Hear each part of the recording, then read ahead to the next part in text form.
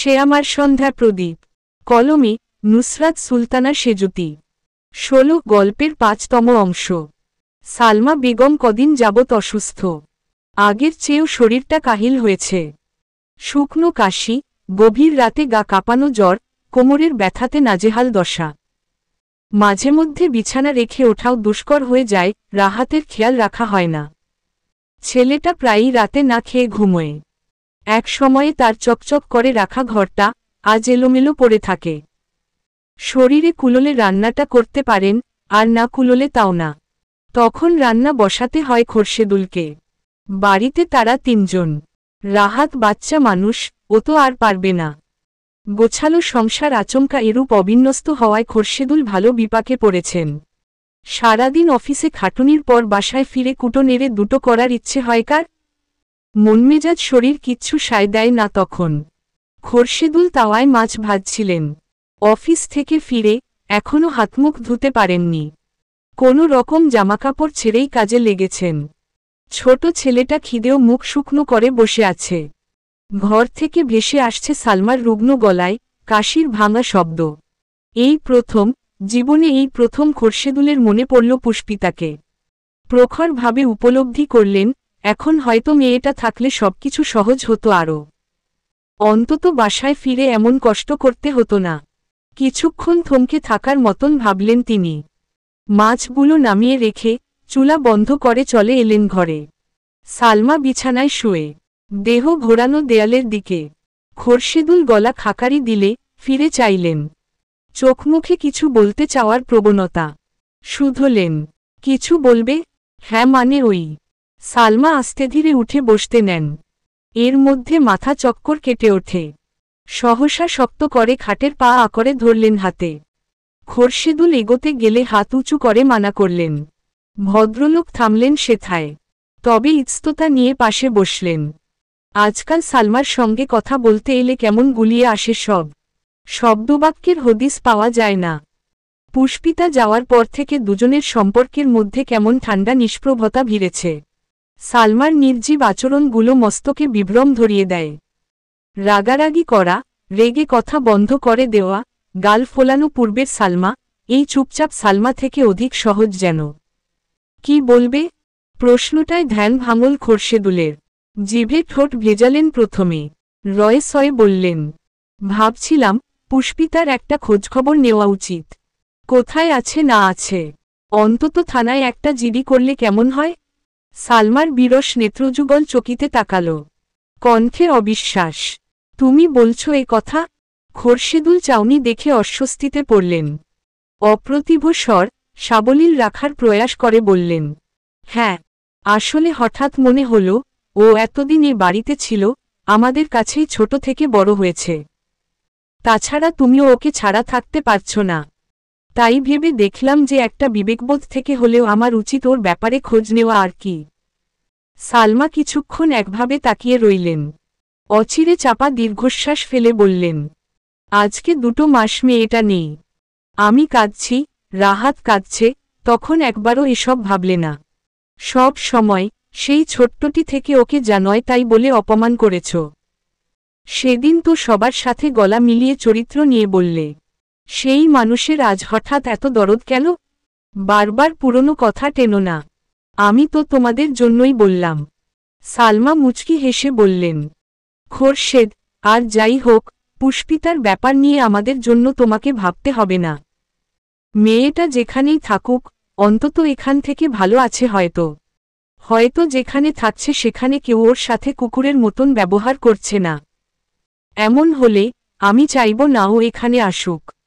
যেখানে দুবেলা খাবারের খোটা খেয়ে বাঁচতে হয়, সেখানে একটা পশুও থাকে না। পুষ্পিতা তো রক্তে মাংসে গড়া মানুষ ছিল। খোরশেদুল রেগে দাঁড়িয়ে গেলেন। তুমি অহেতুক কথা বলো সালমা। আমি নিতান্ত দায়িত্ববোধ থেকে বলেছি যা বলার। তুমি রাজি থাকলে করব, না হলে না। এর মাঝে এত বাড়তি কথার তো প্রয়োজন নেই। সেই তো, বউ অসুস্থ, পেটের দায়ে অফিস থেকে ফিরে রান্না করতে হচ্ছে। খুব পরিশ্রমের কাজ। এজন্যই হঠাৎ দায়িত্ববোধটা জেগে উঠল তাই না? মুখের উপর জবাবটায় খোরশেদুলের বাক্য স্তব্ধ। তালা ঝুলে গেল ঠোঁটে। আর একটা উত্তরও দিলেন না তিনি। ওদিকে বাইরে থেকে বাবা মায়ের সমস্ত কথাবার্তা শুনে ফেলেছে রাহাত। ভেতরে ঢুকতে নিয়েও ঢুকল না, চলে গেল বসার ঘরে। সেই বারান্দায় গিয়ে দাঁড়াল, যেখান থেকে তীব্র হাত নেড়ে ডেকেছিল ওকে। বলেছিল কয়েক দিনের মধ্যেই ছোটপুকে খুঁজে এনে দেবে, জানাবে সে কোথায়। অথচ আজ কতগুলো দিন তিরোর দেখা নেই। স্কুল যাতায়াতের সময় রাহাতের হন্যে চোখে খুঁজে বেড়ায় ওকে। করিম শাহের দোকানের ওই বেঞ্চিগুলোতে আর্ত নজর ঘুরে ফিরে যায়, কিন্তু তিরোকে দেখা যায় না। ওর বন্ধুরা থাকে শুধু। রাহাতের আকাশ ভেঙে কান্না পেল। ক্ষুদে মনের আশপাশে ভর্তি হল বিষণ্ণতায়। শুধু রাস্তার দিক চেয়ে বিড়বিড় করল, কোথায় গেলে ছোটপু? আর আপনিই বা কথা দিয়ে কোথায় গেলেন ভাইয়া? মিথিলা তাজ্জব বনে পলাশের দিক চেয়ে। মেয়েটা তখনও ওর বুকে, ছাড়াছাড়ির নাম নেই। স্ত্রীর কাছে তা নিশ্চয়ই বড় কটু দৃশ্য। পলাশ, এই মেয়েকে? আর তোমাকে এভাবে জড়িয়ে ধরেছে কেন? এতক্ষণে সরে এলো দুজন। জেনি ভ্রু কুচকে শুধাল, ফালাস, who is this lady? Mithila. আর মিথিলাকে বলল, ও আমার বন্ধু জেনি, এই অ্যাপার্টমেন্টেই থাকে। জেনি হাসল, চোখের নিকট সাদা চামড়ায় ভাঁজ পড়ল। Nice to meeting you Mithila. Mithila তবদা খেয়ে গেল। নিজের নামের উচ্চারণ শুনে মেজাজ তিরিক্ষ আকারে বেঁকে গেছে। চোখ দুটো ঘুরছে বারবার পলাশের হাতের ওপর, যেটা প্রতাপ নিয়ে বসে আছে জেনির কাঁধে। সৌজন্যবোধেও উত্তর দিল না মিথিলা। ত্রস্ত পলাশের হাতটা ছিটকে ফেলার মতো সরিয়ে নিল জেনির কাঁধ থেকে। তারপর খপ করে কবজি চেপে হাঁটা ধরল সামনে। ঘটনায় ভরকে গেল ওরা। পলাশ বলল, আরে কি হলো? মিথিলা ডানে বামে তাকালো না, উত্তরও দিল না। একেবারে ওকে সমেত লিফটে উঠে যায়, দৌড় আটকানো মাত্রই গোজগোজ করে বলে, একটা মেয়ে তোমাকে এভাবে জড়িয়ে ধরল, তাও আমার সামনে, আর তুমি কিছু বললে না? কি বলবো? নিরুৎসাহিত পলাশ। কি বলবে মানে? অন্য কেউ তোমায় জড়িয়ে ধরবে কেন? অন্য মেয়ে কোথায়? তোমাকে তো বললাম ও আমার বন্ধু। বন্ধু হলেই এমন গায়ে পড়তে হবে? পলাশ মৃদু তেতে বলে, গায়াদের মতন কথা বলবেন মিথিলা। এটা তোমার বাংলাদেশ নয়, কানাডা। এখানে আলাপ করতে গেলেও একজন অন্যজনকে জড়িয়ে ধরে। It short who much common here. Mithila পাল্টা তেতে বলল, ওদের জন্য যত ইচ্ছে কমন হোক, কিন্তু তুমি আমার স্বামী, তোমাকে আমি ছাড়া কেউ ধরবে না। না মানে না। পলাশ ভ্রু গুটিয়ে চেয়ে থাকে, তারপর নিঃশ্বাস ছেড়ে বলে, আচ্ছা বেশ, এসব বাদ দাও এখন। আমার প্রচুর খিদে পেয়েছে, বাসায় গিয়ে কিছু একটা বানিয়ে দিও। মিথিলা আতকে উঠল যেন। বানিয়ে দেব মানে? রান্না করতে হবে? হ্যাঁ। কেন? ও চূড়ান্ত ভাবসাব নিয়ে বলল, রান্না আর আমি রান্না করতে পারি না। কাঁধ উচাল পলাশ। ওকে, সমস্যা নেই, সবাই সব কিছু পারে না তো। তুমি পারো না যখন শিখে নেবে। ইউটিউব দেখে দেখে রাঁধবে। আর শুধু রান্না কেন, সংসারের সব কাজই তো এখন তোমার করতে হবে। মিথিলা হতবাক হয়ে বলল, মানে? আমি কেন করব? তোমার মেয়ে নেই? ততক্ষণে লিফট 10 তলায় পৌঁছায়। দরজা খুললে পলাশ বলল, বের হও। মিথিলা বাইরে আসে, তবে চোটপাট দেখিয়ে বলে, আমি কিন্তু রান্নাবান্না পারব না পলাশ। তুমি মেয়েকে দিয়ে করাও সব। আমার এত সুন্দর নখ আমি। পলাশ দরজার লক খুলতে খুলতে জানালো, মেয়ে নেই। কথা থামল ওর। পরপরই উদ্বিগ্ন হয়ে বলল, নেই মানে? এত বড় বাড়ি, আর মেয়ে রাখনি? পলাশ দরজা খুলে ঘরের ভেতর ঢুকল। তোমাকে আমি বলেছি এটা আমার বাড়ি। মিথিলা পেছনে ঢোকে। ঘরের দিকে তাকানোর সময় নেই তার। দুরুদুরু বুকে উঁচু গলায় শুধাল, নয়।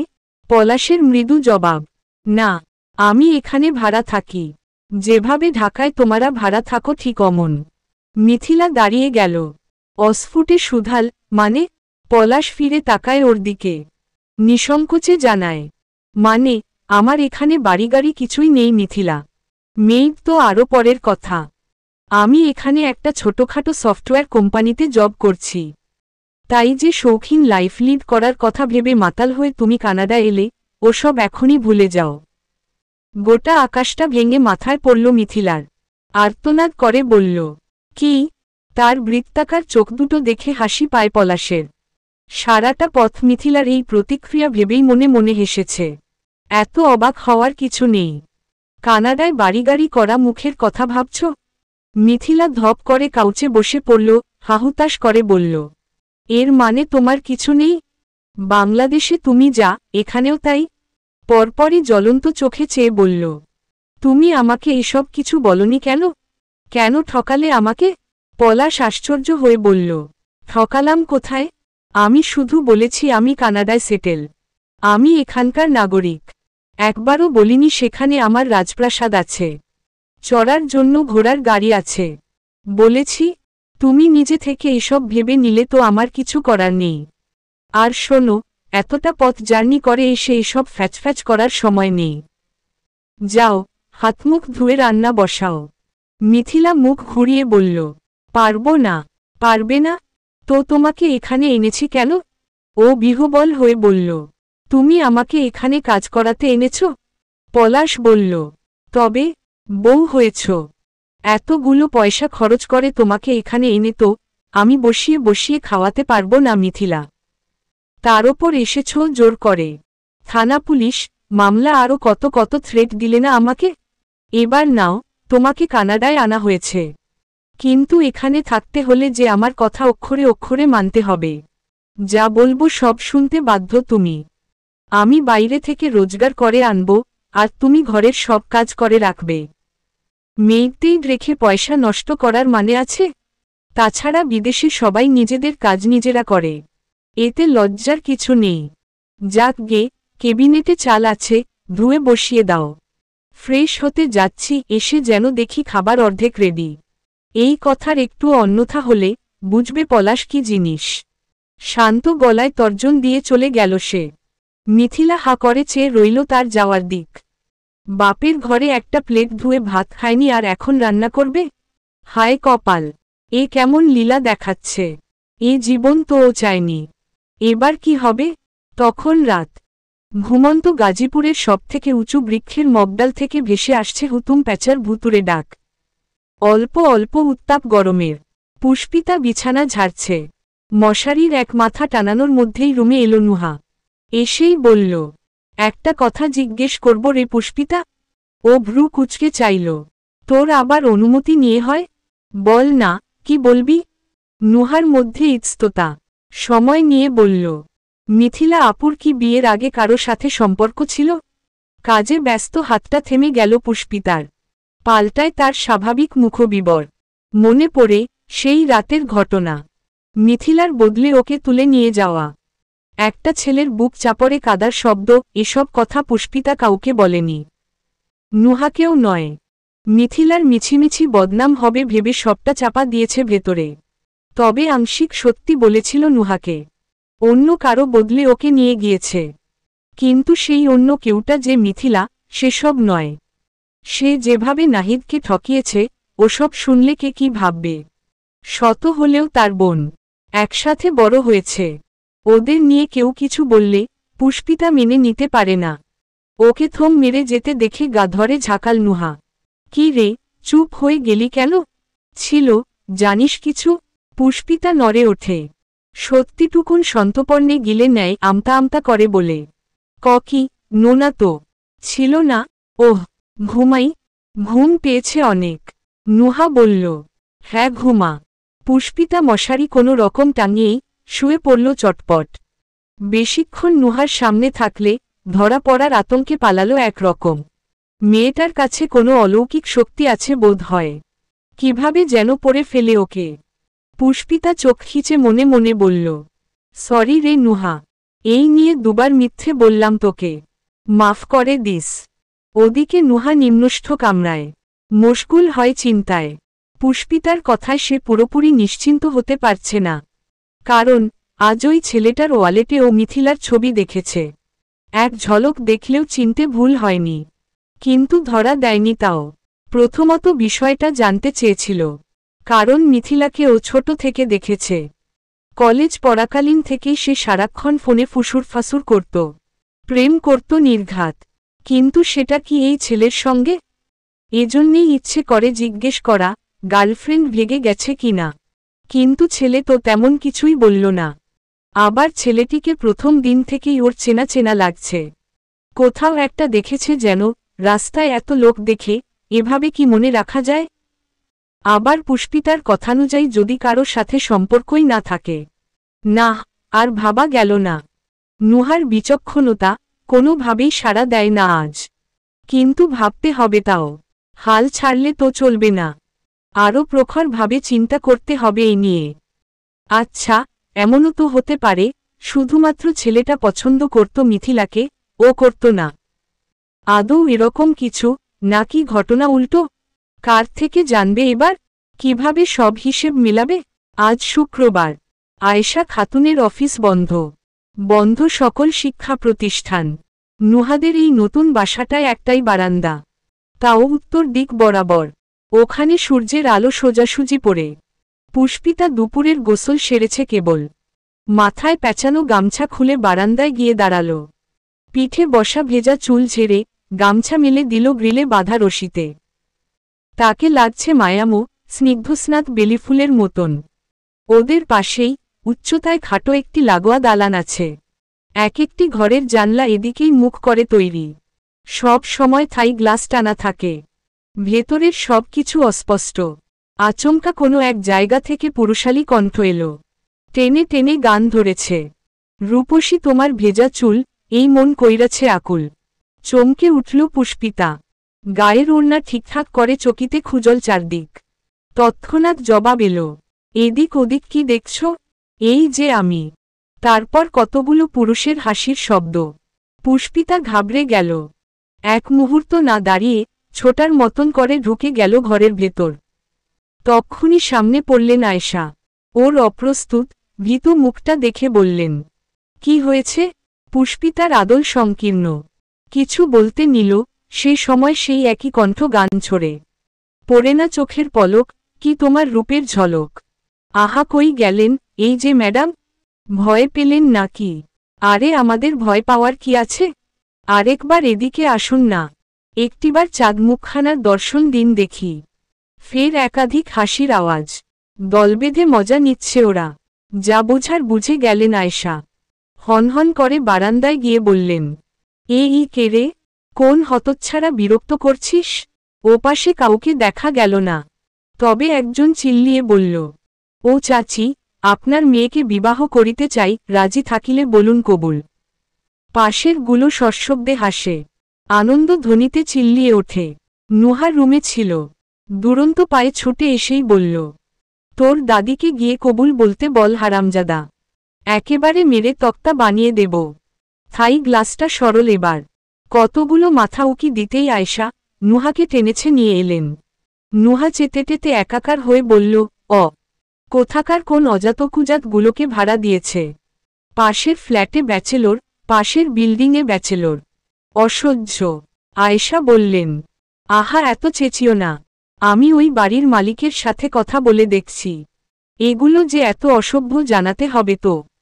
তারপর মুখ শুকনো করে দাঁড়িয়ে থাকা পুষ্পিতাকে বললেন, তুমি আর এই বারান্দায় কিছু শুকোতে যেও না।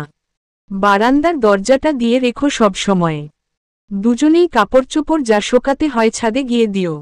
ছাদ থেকে তো এদের ঘর দেখা যায় না। পুষ্পিতা এবারেও ঘাড় হেলায় একপাশে। ইদানিং তিরোর মেজাজ খারাপ। অবশ্য মহারাজের মেজাজ ভালো থাকেই বা কখন। শীত হোক বা বর্ষা, হোক সকাল বা বিকেল, তার মাথার আবহাওয়া একটাই। তালু বরাবর সর্বদা মধ্যাহ্নের দগদগে সূর্য ঘুরে বেড়ায়। তবে আজকের ব্যাপার ভিন্ন। গত 3 দিন যাবৎ তার হাবভাবের অবস্থা একটু বেশিই পরুষ। এর কারণ পুষ্পিতা। এই মেয়ে সারাদিন ঘরে খিল দিয়ে বসে থাকে। দোর খোলা তো দূরে থাক, একবার বাইরে উকিও দেয় না। একমাত্র ভার্সিটিতে ছাড়া তার মুখ দর্শন করার উপায় নেই। কলেজে যাওয়ার জন্য বের হয় কখন, সেটাও বুঝতে পারে না তীব্র। 9টা বাজেই তো বের হয়েছিল সেদিন, কিন্তু রাস্তায় পুষ্পিতাকে দেখেনি। এরকম হলে প্ল্যান সাকসেসফুল হতে হতে যে যুগ পেরিয়ে যাবে। তিরুর তপ্ত মেজাজখানা কিছুতেই ঠিক হচ্ছে না। উল্টে গলার কাছটায় খুসখুস করে জানান দিল প্রত্যন্ত সুখে টান বসানোর সময় এসেছে।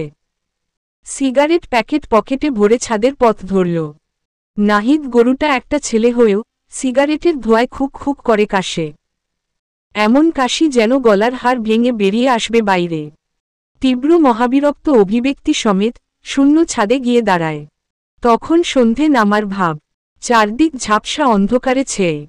ঠান্ডা ঠান্ডা বাতাসে তীরুর জমাট মন ফুরফুরে হয়ে আসে।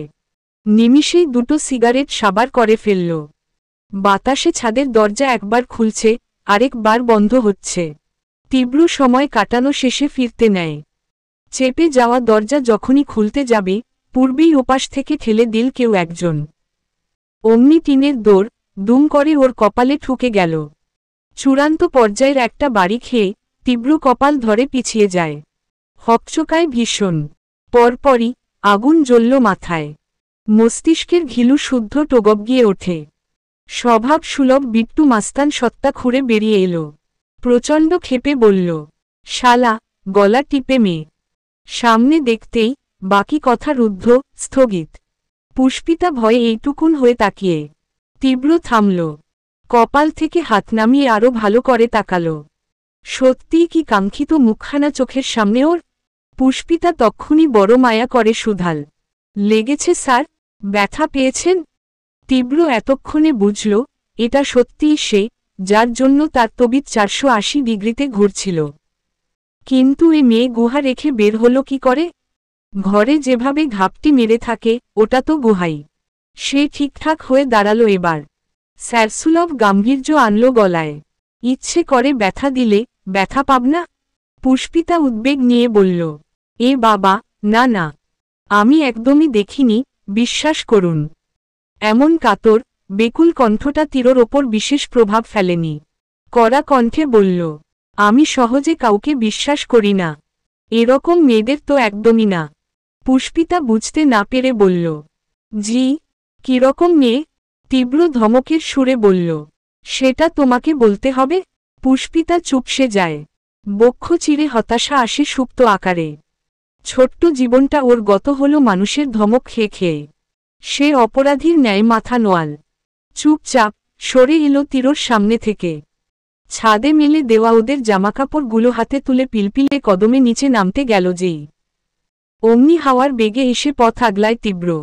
হুটহাট বিষয়ে কিছু চমকাল মেয়েটা। চাইল গোলাকার চোখে। তীব্র মোটা ভ্রু কুচকে বলল, আমি ব্যথা পেয়েছি দেখেছ?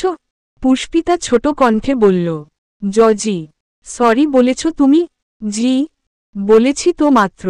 আমি একসেপ্ট করেছি। পুষ্পিতা চোখ নামিয়ে বলল, জি না। তীব্র বলল, তাহলে চলে যাচ্ছিলে কেন? যতক্ষণ না আমি সরি একসেপ্ট করছি, তোমার উচিত এখানেই দাঁড়িয়ে থাকা। পুষ্পিতা তাজ্জব চোখে চায়। এগুলো কেমন কথা? কিছু বলতে মন চাইলেও গরম বাক্য নরম ঠোঁটের ডগা এলো না। কোমল কণ্ঠে বলল, আমি আপনাকে দেখিনি। দেখলে এভাবে দরজা খুলতাম না। তীব্র অলিক আশায় চেয়েছিল এতক্ষণ। এত কিছুর পরেও পুষ্পিতার একই রকম নম্র আওয়াজ নিরাশ করল ওকে। ব্যর্থ মুগ্ধ চোখ গেথে রইল মসৃণ ওই আদলখানির ওপর। মনে মনে বলল, একটু রেগেও কথা বলতে পারো না ভীতু মেয়ে? রাগলে তোমায় কেমন লাগে? আমার মতো বাজে, নাকি বুকে ছুরি বসানোর মতো সুন্দর? সে আমার সন্ধ্যা প্রদীপ। কলমে নুসরাত সুলতানা সেজুতি। 17। তখন ভোর। আনুমানিক 6টা বাজে ঘড়িতে।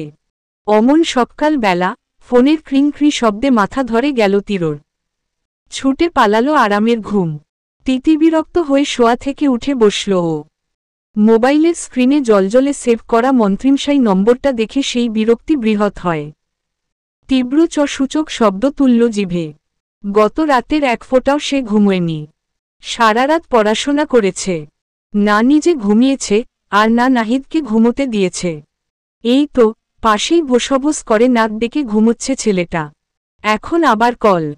তীব্র খুব নিষ্পৃহ ভঙ্গিতে ফোন রিসিভ করে স্পিকারে দিল। অমন নিষ্প্রভ গলায় বলল, হ্যাঁ বলুন। ওপাশ থেকে উত্তর এলো, কি করছিলে?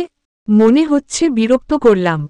সকাল 6টায় ফোন দিয়ে ঘুম ভাঙালে আমি কেন দুনিয়ার সব মানুষ বিরক্ত হবে? জামশেদ থতমত খেলেন সোজা জবাবটায়। গলা খাকারি দিয়ে বললেন, ঠিক আছে, ঠিক আছে।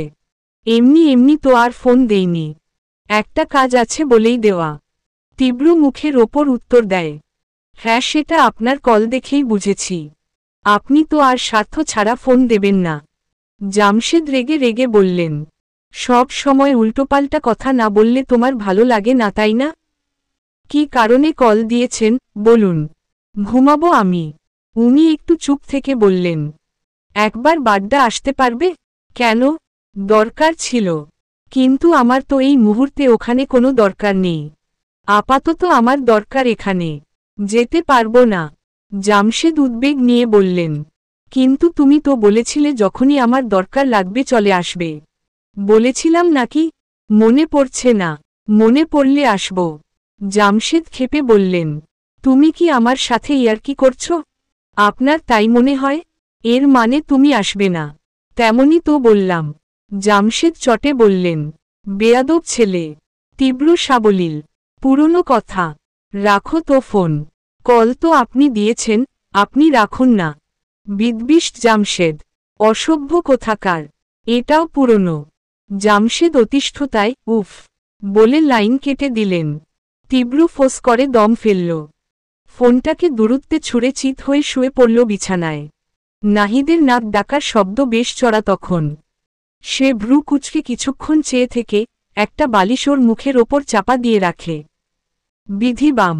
এতেও নাহিদের ঘুম ভাঙে না। নুহার পেট খারাপ। ওয়াশরুমে নিরন্তর যাতায়াত চলছে। কাল ভোর রাত থেকে এই যাত্রার শুরু। গ্লাস গ্লাস স্যালাইন খেয়েও লাভ হচ্ছে না। গতরাতে আয়েশা খাতুন অফিস থেকে ফেরার সময় ফুচকা পার্সেল করে নিয়ে এসেছিলেন। মেয়েটা ফুচকা খেয়েছে তো খেয়েছে, সাথে সমস্ত টক বাটি চেটেপুটে খেয়ে নিয়েছে।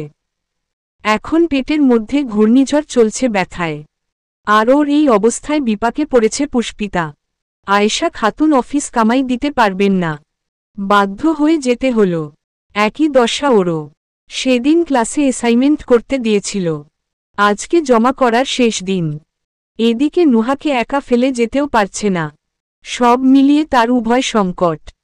শেষে অনেক দ্বিধাদ্বন্দ্ব নিয়ে ঠিক করল ওই একটা ক্লাস করেই চলে আসবে। আর যাই হোক, প্রিয় বন্ধুকে এমনভাবে ফেলে ওর ক্লাসে মন টিকবে কখনো? পুষ্পিতা দরজা পেরিয়ে সিঁড়িতে নামতেই ঝটপট ঘর থেকে বের হলো তীব্র। এতটা সময় চিলের ন্যায়ত পেতে বসেছিল সে। মেয়ে বের হলে সেও বের হবে। পেছনে বুটের শব্দ পেয়ে ঘুরে তাকালো পুষ্পিতা। ওকে দেখেই লম্বা সালাম দিয়ে পাশে সরে দাঁড়াল। তীব্র উত্তর দেয় সালামের সাথে। ভ্রু কুচকে শুধায়, দাঁড়িয়ে গেলে যে? ও খুব বিনয়ী গলায় বলল, স্যার আপনি আগে যান। তীব্র স্বর ভারী, সমস্যা নেই, যাও। পুষ্পিতা ইতস্ততায় ভুগছে। স্যার পেছনে হাঁটবে, ও সামনে সামনে যাবে, এটা একটু অভদ্রতা হয়ে যাচ্ছে না? তার চেহারার দ্বিধাদ্বন্দ্ব তীব্র স্পষ্ট বুঝে নেয়। ধীরুজ গলায় আশ্বস্ত করল, আমি বললাম না সমস্যা নেই, হাঁটো। পুষ্পিতা বাধ্যের ন্যায় ঘুরে নামতে থাকে। পেছনে তীব্র, ঠিক এক সিঁড়ি ওপরে। তার নজর সেই পুষ্পিতার হেলতে দুলতে থাকা চুলের বেনুনিতে। পোর খাওয়া ঠোঁটনয়ের প্রতিটি ভাজে হাসি। ওমন চেয়ে থেকেই ভাবল, সামনে পিছনে নয়, একদিন তোমার পাশে নিয়ে হাঁটবে আমাকে। আর সেই দিন আসতে খুব বেশি দেরি নেই। ভীতু মেয়ে। গেট পেরিয়ে পুষ্পিতা রিকশার জন্য দাঁড়িয়ে থাকে। কলেজের পথ মোটামুটি দূরে। ভাড়া কম হলেও হেঁটে যাওয়ার উপায় থাকলে তাই করত ও। অন্তত কিছু টাকা বাঁচত এতে। আচমকা সম্মুখে একটা লাল জিপ থামল। ব্রেক কষার শব্দে তাকালো পুষ্পিতা। ভেতরে তীরকে দেখতেই ঠোঁট দুটো ফাঁকা হয়ে চলে গেল ভিন্ন ভিন্ন মেরুতে। ও একবার জিপ দেখে, পরের বার তীরকে। নেত্রজুড়ে বিস্ময়ের ভেলকি। এমন চকচকে গাড়ির মালিক যিনি, সে নিশ্চয়ই ধনাঢ্য ব্যক্তি। তবে ওদের মতো অমন সস্তা ভাড়া বাসায় থাকে কেন? এই বাড়িতে আলাদা পার্কিং লট নেই, তাই পাশের গ্যারেজে ভাড়া দিয়ে গাড়ি রাখত তীব্র। পুষ্পিতার নড়চড় না দেখে মনোযোগ পেতে হর্ন বাজাল। নড়ে উঠল মেয়েটা। তীব্র বলল, ওঠো। পুষ্পিতা এবার আকাশ থেকে পড়ে। ঠিক শুনেছে কি না নিশ্চিত হতে বলল, জি। তীরর শিরায় শিরায় মেজাজ থাকে। অন্য কেউ হলে এতবার একটা কথা বলাতে হয়তো চেতেটেতে একাকার করে ফেলত। কিন্তু এই মেয়েকে সে মেজাজ দেখাতে পারবে না, তাই ভেতরের সকল উষ্ণতা খুব আলগোছে চাপা দিয়ে রাখল। উত্তর হিসেবে জিপের দরজা খুলে বলল, সিট। পুষ্পিতা হতবাক। সে কি না স্যারের গাড়িতে চড়বে? স্যার লিফট দিতে চাইছেন? আহা কি দয়ার শরীর ওনার! এত ভালো নিরহংকারী মানুষ কি দুটো হয় পৃথিবীতে? তাও মিনসে গলায় বলল, স্যার আমি চলে যেতে পারব, এই একটু সামনে গেলেই তরি। তীব্র মাঝপথে স্বরপুরু করে বলল, উঠতে বলেছি ওঠো। পরপরই পুরুষালী কণ্ঠ অন্যরকম হল। হুইলে হাত রেখে রাস্তা দেখে বলল, দুজনের গন্তব্য যখন একসাথেই যাওয়া উচিত। পুষ্পিতা জিভে ঠোঁট ভেজায় দোনামোনা করে উঠে বসলে যুদ্ধে জয় ছিনিয়ে নেওয়ার মতন বুক ফোলাল তীব্র। সন্তপর্ণে হাসিটা লুকিয়ে জিপে টান বসাল গতিতে। পুষ্পিতা তখন গাড়ির সিট দেখছে, জানলা দেখছে কাচগুলোকে। অক্ষিকুটে তার বিহ্বলতার বান। এমন দামি গাড়িতে সে পূর্বে চড়েনি। জীবনে প্রথমবার প্রাইভেট কারে চড়েছিল সেই মাস্তানটার সঙ্গে, তাও জানটা হাতের মুঠোয় নিয়ে। না বাবা, সেসব ভয়াবহ কথা না ভাবাই ভালো। কিন্তু কি আশ্চর্যের বিষয়, প্রথমবার এক মাস্তান যাত্রা সঙ্গী ছিল, আর আজ এক শিক্ষক। পৃথিবীর দুই প্রান্তের দুই পেশার মানুষ। ও চারপাশ দেখতে দেখতেই বলল, এটা আপনার গাড়ি স্যার? না। পুষ্পিতা বিভ্রম নিয়ে তাকায়। তাহলে? তীরুর জবাব, চুরি করে এনেছি। হেসে ফেলল ও। পদ্মকুড়ির ন্যায় দুটো রক্তিম ঠোঁট সরে গেল দুপাশে। মুখ তুলল শুভ্র দন্তপাটি। তীব্র ঘাড় বাঁকিয়ে চায়। প্রথমবার পুষ্পিতার মুক্তঝরা হাসিটায় আটকে আসে বিলাতি মুখ দৃষ্টিযুগল। অথচ সেকেন্ড সে চোখ ফেরাল। মনের সঙ্গে সঙ্গে জিপের নিয়ন্ত্রণ রাখল খুব সতর্কতায়। হুইল ঘুরিয়ে সামনে চেয়ে ভাবল, এই হাসি দেখে দেখে এক পৃথিবীর হাজারো ক্লান্তি, হাজারো ক্লেশ নির্দ্বিধায় লুকিয়ে নেওয়া যাবে। তীব্র নিরেট অভিব্যক্তি বেঁকে যাচ্ছে। অনুভূতিরা বাইরে ঠিকরে আসা আড়াল করার প্রয়াসে প্রসঙ্গ পাল্টানো প্রয়োজন। গলার শ্লেষা পরিষ্কার করে বলল, নামের মানে জেনেছ? জিভ কাটল পুষ্পিতা কাচুমাচু ভঙ্গিতে দুপাশে মাথা নেড়ে বলল, না মানে ভুলে গিয়েছিলাম। তীব্র তাকায় ওর দিক। চশমার আবডালে তার সুচাল নেত্র আরো ছোট করে বলে, ভুলে গিয়েছিলে? টিচাররা কিছু বললে ভুলে যাও? কেমন ছাত্রী তুমি! গুরুতর কথায় হাসি মুছে গেল ওর। ছোট হলো আদল। তেমন ছোট করেই জানালো, সরি স্যার, কালকে ঠিক বলবো। তীব্র আর কিছু বলেনি। তার কেমন অস্থির লাগছে, শরীর ঘামছে।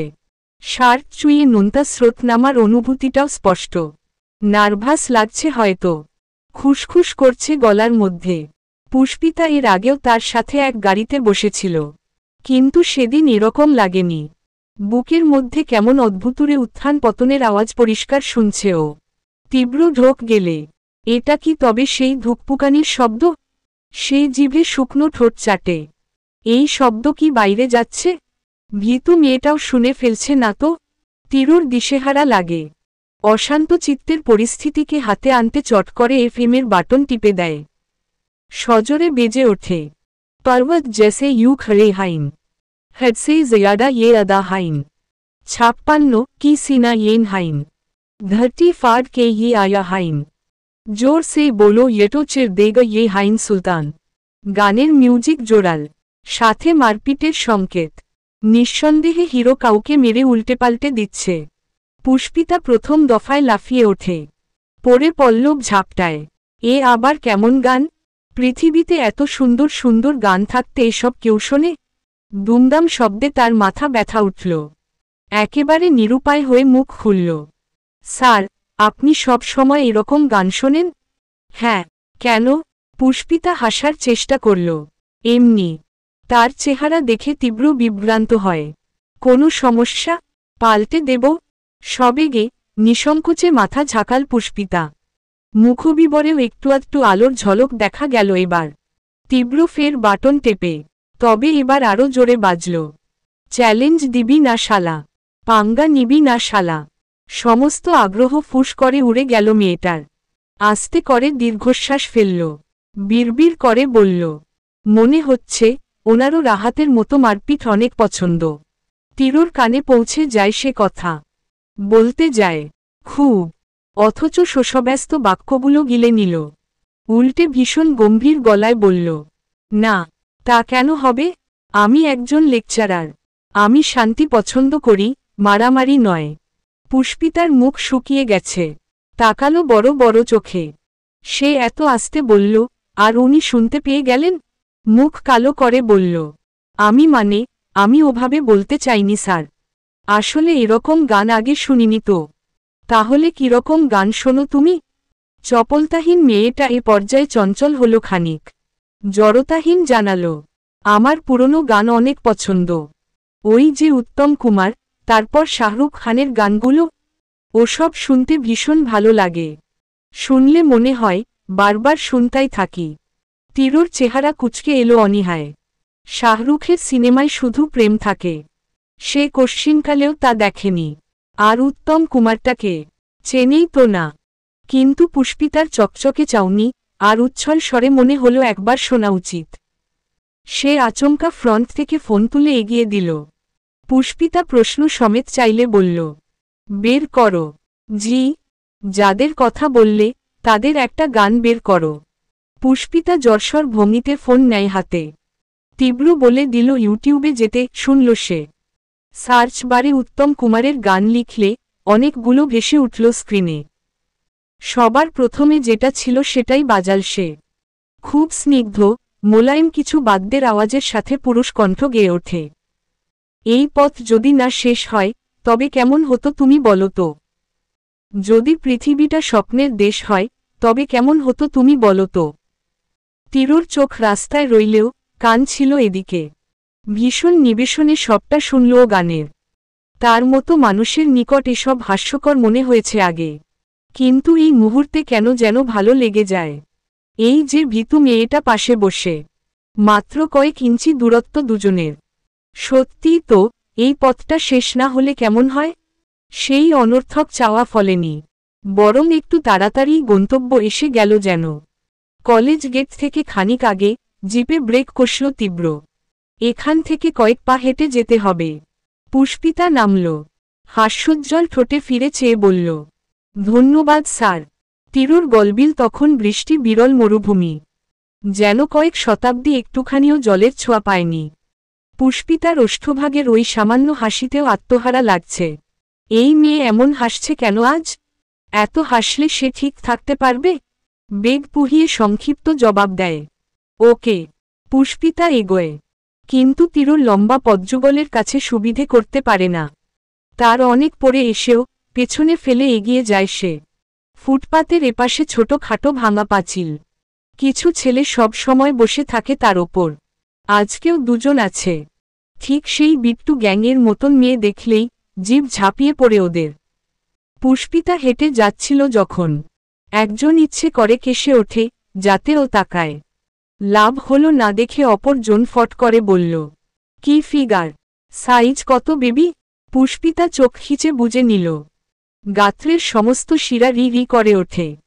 কিন্তু পাল্টা জবাবের স্পর্ধা তার হল না। ঢোক গেলার সঙ্গে গিলে নিল অসম্মান। চুপচাপ মাথা নুয়ে চলে যায় সামনে থেকে।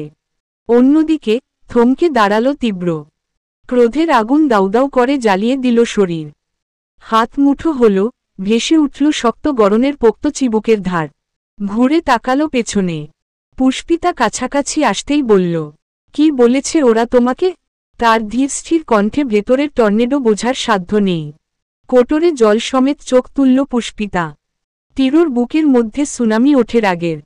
অথচ ততোধিক নম্র গলায় বলে, ওরা কি এখানে রোজ বসে? রোজ বিরক্ত করে তোমায়? পুষ্পিতা ওপরনিচ মাথা দোলাল। শুধু আমাকে না, সব মেয়েদের। তো চলে এসেছ কেন? এত নোংরা একটা কথা শোনার পর তোমার তো প্রতিবাদ করা উচিত। পুষ্পিতা বিস্মিত। আমি কি বলবো? তীব্র কপাল গোছাল। কি বলবে মানে? চর বসাবে ওদের গালে। পুষ্পিতার চক্ষু কোটর ছাড়ায়। জীবনে মাছি মারেনি, সেখানে একটা বখাটে ছেলেকে মারবে? এইটুকু কলিজায় তার অত সাহস নেই। চিবুক নামিয়ে বলল, আমি পারবো না স্যার। তীব্র ভীষণ ঠান্ডা স্বরে বলল, কেন পারবে না? যে ভাষা ওরা ব্যবহার করেছে তার শাস্তি দিতে ইচ্ছে করছে না তোমার? পুষ্পিতা টলমলে চোখে চায়, নিষ্প্রাণ হেসে বলে, ইচ্ছে করলেই কি একটা অনাথ মেয়ে সব পারে? পারে না। তার ওপর যে অন্যের দ্বারস্থ। আমার জন্য কোনো সামান্য ঝামেলা বাঁধলে নুহা আন্টি ওদেরও সমস্যা হতে পারে। আমি তা চাইতে পারি না। আমার হয়ে লড়ার যে কেউ নেই। তীব্র কিছু সময় চেয়ে রইল, সাদাটে চোখ হিমের ন্যায়। পুষ্পিতার দৃষ্টি যখন নিচে, হুট করে ওর হাত ধরে বলল, এসো। বিমূর নেত্রে চাইল ও। তীরর ধরে রাখা বাঁধনের দিক দেখল এক পল। প্রশ্ন করার আগেই হাতে টান বসে। একেবারে দীর্ঘ কদমে সেই ছেলে দুজনের সামনে এসে থামল তীব্র। তত্র মুখটা ফ্যাকাশে হয়ে গেল পুষ্পিতার। তীব্র হাত ছাড়ল, ওদের দিক চেয়ে বলল, নাও, মারো। হতচেতন মেয়েটা আতকে ওঠে এবার। মারবে কি? তার পা কাঁপছে, বুক ধরফর করছে। ছেলে দুটো মুখ চাওয়াচাওয়ি করেই দাঁড়িয়ে গেল। একজন ক্ষেপে বলল, কি, মারবি আমাদের? এত সাহস? পুষ্পিতার আত্মা উড়াল দেয় ডরে। রোগ গেলে বারবার। তীব্র ওদের উত্তর দিল না। নির্ভীক মনোভাব। হাত দুটো পকেটে গুজে দাঁত পিষে বলল, আই শেড স্ল্যাপ হিম। ও ভয় পেয়ে ঘন ঘন মাথা নাড়ে। বোঝাই, পারবে না। তীব্র পুরোপুরি ঘুরে চাইল ওর দিক। গাঢ় কণ্ঠে বলল, যদি নিজের শরীরকে সম্মান করো, নিজেকে সম্মান করো, তবে আমার কথা তোমাকে শুনতে হবে। Right now. বাকিটা দেখার জন্য আমি আছি। তীরুর দৃষ্টিতে জ্বলন্ত শিখা। তার কথাতে কি ছিল জানা নেই, কিন্তু সত্যি কেমন ভরসা পেল পুষ্পিতা। সহসা দানবের ন্যায় অলৌকিক সাহস ভর করল বুকে। বিগত 1 মাস ধরে এদের ছুড়ে দেওয়া এক একটা নোংরা ইঙ্গিত শ্রবণেন্দ্রিয়ে উৎকট হামলা চালাল। মেয়েলি দেহে কাটার মতো বিধে খোঁচাল সেসব। অচিরেই একজনের গাল বরাবর ঠাস করে চর বসাল সে। কথাগুলো কে বলতো পুষ্পিতা জানে না। তাকিয়ে দেখেওনি কোনোটাকে। সামনে যাকে পেয়েছে মেরেছে। মেয়েলি প্রহারে ওরা হকচকায়। পাশের জন তেতে বলতে নেয়, শালি আম। তৎক্ষণাৎ পুষ্পিতা ওকেও আরেক থাপ্পড় মারে। ভরকে গেল সে ছেলে। গালে হাত চেপে গোলাকার চোখে তাকাল। এদিকে তীব্র নিজেই চমকে গেছে। 2 ভ্রু উঁচিয়ে ভাবল, বাবা, একটা মারতেই চাইছিল না, সেখানে দুটো। 19 বছরের জীবনে প্রথমবার কাউকে আঘাত করল পুষ্পিতা, তাও কোনো পুরুষের অন্যায়ের বিরুদ্ধে। বক্ষপটে থাকা এতদিনকার বিরাট পাথর সুরসুরে ভঙ্গিতে নেমে গেল কেমন। সে আপ্লুত চোখে চায় তীরর দিকে। বিজয়ী হেসে বলে, মেরেছি স্যার। তীব্র তার চমকটুকু ঢেকে রাখে। চোখমুখে গাম্ভীর্য ফলিয়ে বলে, যাও এখন। পুষ্পিতা ফ্যাসফ্যাসে শ্বাস নিতে নিতে মাথা দুলিয়ে চলে গেল। আনন্দ হচ্ছে ওর, ভীষণ আনন্দ। হাঁটতে হাঁটতে যে হাতে মেরেছে সামনে ধরল সেটা। ভূমিকম্প ছুটছে সেথায়। তাতে কি, আজও প্রতিবাদ করেছে। আর এই অসম্ভাব্য জিনিসটা কেবল সম্ভব হয়েছে তীরর জন্যে। মানুষটার কাছে সে সারাজীবন কৃতজ্ঞ থাকবে। ছেলে দুটো রোষে থরথর করছে। একজন তীরর সামনে আঙুল উঁচিয়ে বলল, তুই আমাগো চিনোস না? গাজীপুর কাপাইন্নার ক্ষমতা রাখি আমরা। আম্বো গায়ে হাত? তোরে তো মাটি চাপা দিমুই আর ওই মাইয়া। তীব্র খপ করে এক হাতে ওর কলার চেপে ধরে। চাপা কণ্ঠে কটমট করে বলে, কলেজ ছুটির পর দেখা হবে। বাপের বৈধ ব্যাটা হলে এখন কোনো সিন ক্রিয়েট করবি না। সে আমার সন্ধ্যা প্রদীপ। কলমে নুসরাত সুলতানা সেজুতি।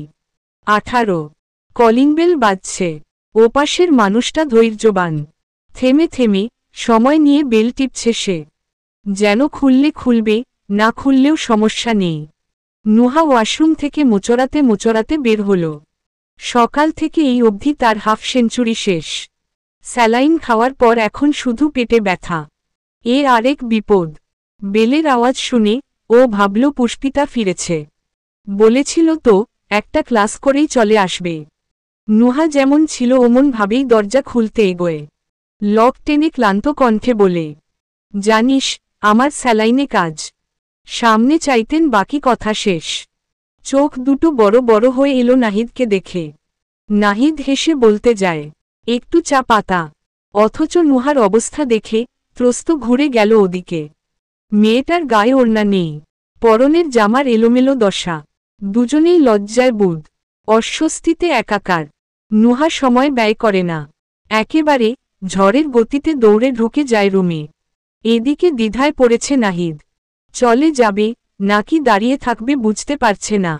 মিনিটের মাথায় নুহা ফিরে এলো তার রুদ্রমূর্তি নিয়ে। নাহিদের হিসাবনিকাশের মাঝেই চিল্লিয়ে বলল, এই, আপনি এখানে কি করছেন? নাহিদ আতঙ্কে লাফিয়ে ওঠে। এই মেয়ের ভাষা এত কর্কশ, একদম বিট্টুটার জেরক্স কপি। কিন্তু ঘুরে চাইল না, ওমন দাঁড়িয়ে মিনমিনে জবাব দিল, জি মানে একটু চা পাতা নিতে এসেছিলাম। নুহা কুণ্ঠায় একশেষ, এরকম বিব্রতকর পরিস্থিতিতে জন্মে পড়েনি, কিন্তু গলার জোর বহাল রাখতে বলল, কারো বাড়িতে আসতে হলে যে নক করতে হয় সেটা জানেন না? নাহিদ ভীষণ ভদ্রভাবে জানাল, জি, আমি তো ডোরবেল বাজিয়েছিলাম, আপনি হয়তো খেয়াল করেননি। নুহা নিম্নষ্ঠ চেপে মাথা নোয়াল। এখানে ছেলেটার দোষ নেই, দোষ ওর নিজের। জ্ঞানহীনের মতন ওড়না ফেলে কেউ দরজা খুলতে আসে? একবার লুকিং গ্লাসে দেখে নিলেও তো পারত। ঠিক এই জন্যই আশেপাশে ব্যাচেলর থাকা বিপদ। সে মাথা ঠান্ডা করল, এবার শান্তভাবে শুধাল, কি চাই? নাহিদের হাতে ছোট একটা কাচের বাটি, সেটাকে পেছনে দিকে এগিয়ে ধরে বলল, একটু চা পাতা হবে? নতুন উঠেছি তো, ফ্ল্যাটে এখনো কিছু কেনা হয়নি।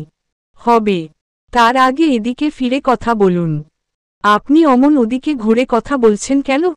আমি কি আপনার ব্যাকসাইড দেখে চা দেব? নাহিদ জিভ কাটল, মেয়ে মানুষ এত টস্ট করে কথা বলে, তখন ওসব দেখেই তো এরকম ঘুরে আছে। আলগোছে ফিরে দাঁড়ালো ছেলেটা, নিচের দিক চেয়ে থেকে জানালো, কাল রাতে একটুও ঘুম হয়নি, মাথাটা ভীষণ ধরেছে, তাই একটু চা খেতে চাইছিলাম। এখানে ধারেকাছে তো চায়ের দোকানও নেই, তাই। নুহা থামিয়ে দিয়ে বলল, এত এক্সপ্লেনেশন দিতে হবে না। দিচ্ছি, তবে কেনার পর ফেরত দিয়ে যাবেন। আমি কিন্তু আবার এত উদার নই যে ফ্রিতে দেব। সেই শোষব্যস্ত বলল, হ্যাঁ হ্যাঁ নিশ্চয়ই। নুহা রান্নাঘরে যায় এবং পুরো কৌটো তুলে নিয়ে এসে বলে, নিন। নাহিদ ওর হাত পর্যন্ত চোখ ওঠাল, গোটা কৌটো দেখে বলল, এতখানি তো লাগবে না, যতখানি লাগবে নিন, নিয়ে বাকিটা দিয়ে যাবেন। এখন ধরুন, আমার কাছে অত সময় নেই। নাহিদ কৌতূহলী চোখে তাকাল, কোথাও যাবেন বুঝি? নুহার আবার ওয়াশরুম যাওয়ার প্রয়োজন পড়েছে, কিন্তু ওসব কি আর একে বলা যায়?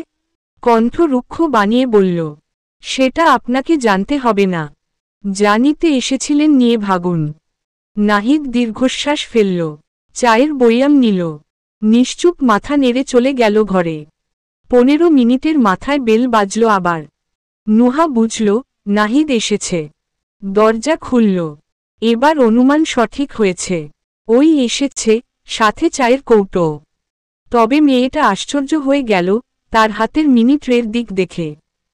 1 কাপ চা থেকে নিরন্তর সাদা ধোঁয়া ছুটছে।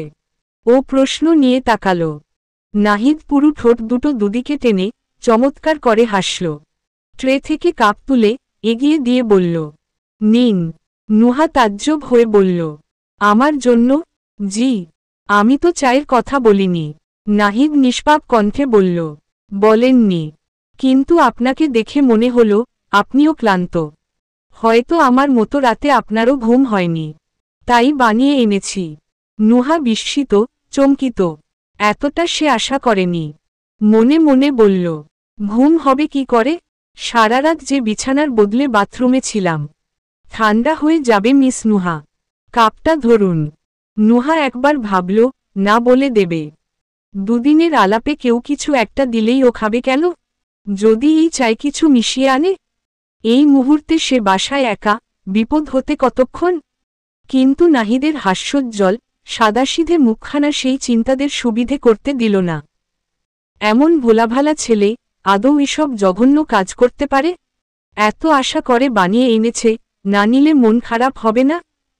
সে বাড়ানো কাপ হাতে নিল, ছোট করে বলল, ধন্যবাদ। নাহিদ বলল, মোস্ট ওয়েলকাম। টেস্ট করে বলুন তো কেমন হয়েছে? ফার্স্ট টাইম বানালাম। নুহা চুপচাপ কাপ ঠোঁট পর্যন্ত ধরল। হঠাৎ কি ভেবে থামল, তাকালো ওর দিকে। সৌজন্যতা রক্ষার্থে একবার ভেতরে আসতে বলা উচিত। হাঁ করতে গেল যখনই, ঘরের ভেতর থেকে তারস্বরে ফোন বেজে ওঠে নাহিদের। সে তড়িঘড়ি নুহার হাতে বয়াম ধরিয়ে দিয়েই ছুটে যায়। নুহা দাঁড়িয়ে থাকল, অপেক্ষা করল ওর। কিন্তু নাহিদ ফেরত এলো সময় নিয়ে। হাতে শপিং ব্যাগে কিছু আছে তাতে। তাড়াহুড়ো করে কোথাও যাচ্ছে সে। নুহা বলতে গেল, শুনুন। ও ফিরে চায়। ভীষণ ব্যস্তভাবে জানায়, এসে কথা হবে মিস নুহা। আমার বন্ধু ফোন করেছে, আর্জেন্ট যেতে হবে ওর কাছে। আসি। ওকে কিছু বলতে না দিয়েই নাহিদ নেমে গেল সিঁড়িতে। নুহার দুর্বোধ্য মন খারাপ হল। বিড়বিড় করল, চাটা খুব ভালো হয়েছে মিস্টার ঢ্যাঁড়স, বলা হলো না। ক্লাসে ঢুকে সবার আগে পুষ্পিতাকে খুঁজে বেড়ায় তনুজা। একটা সময় পেল, সেই শেষ সারির বেঞ্চের কোনায় বসে।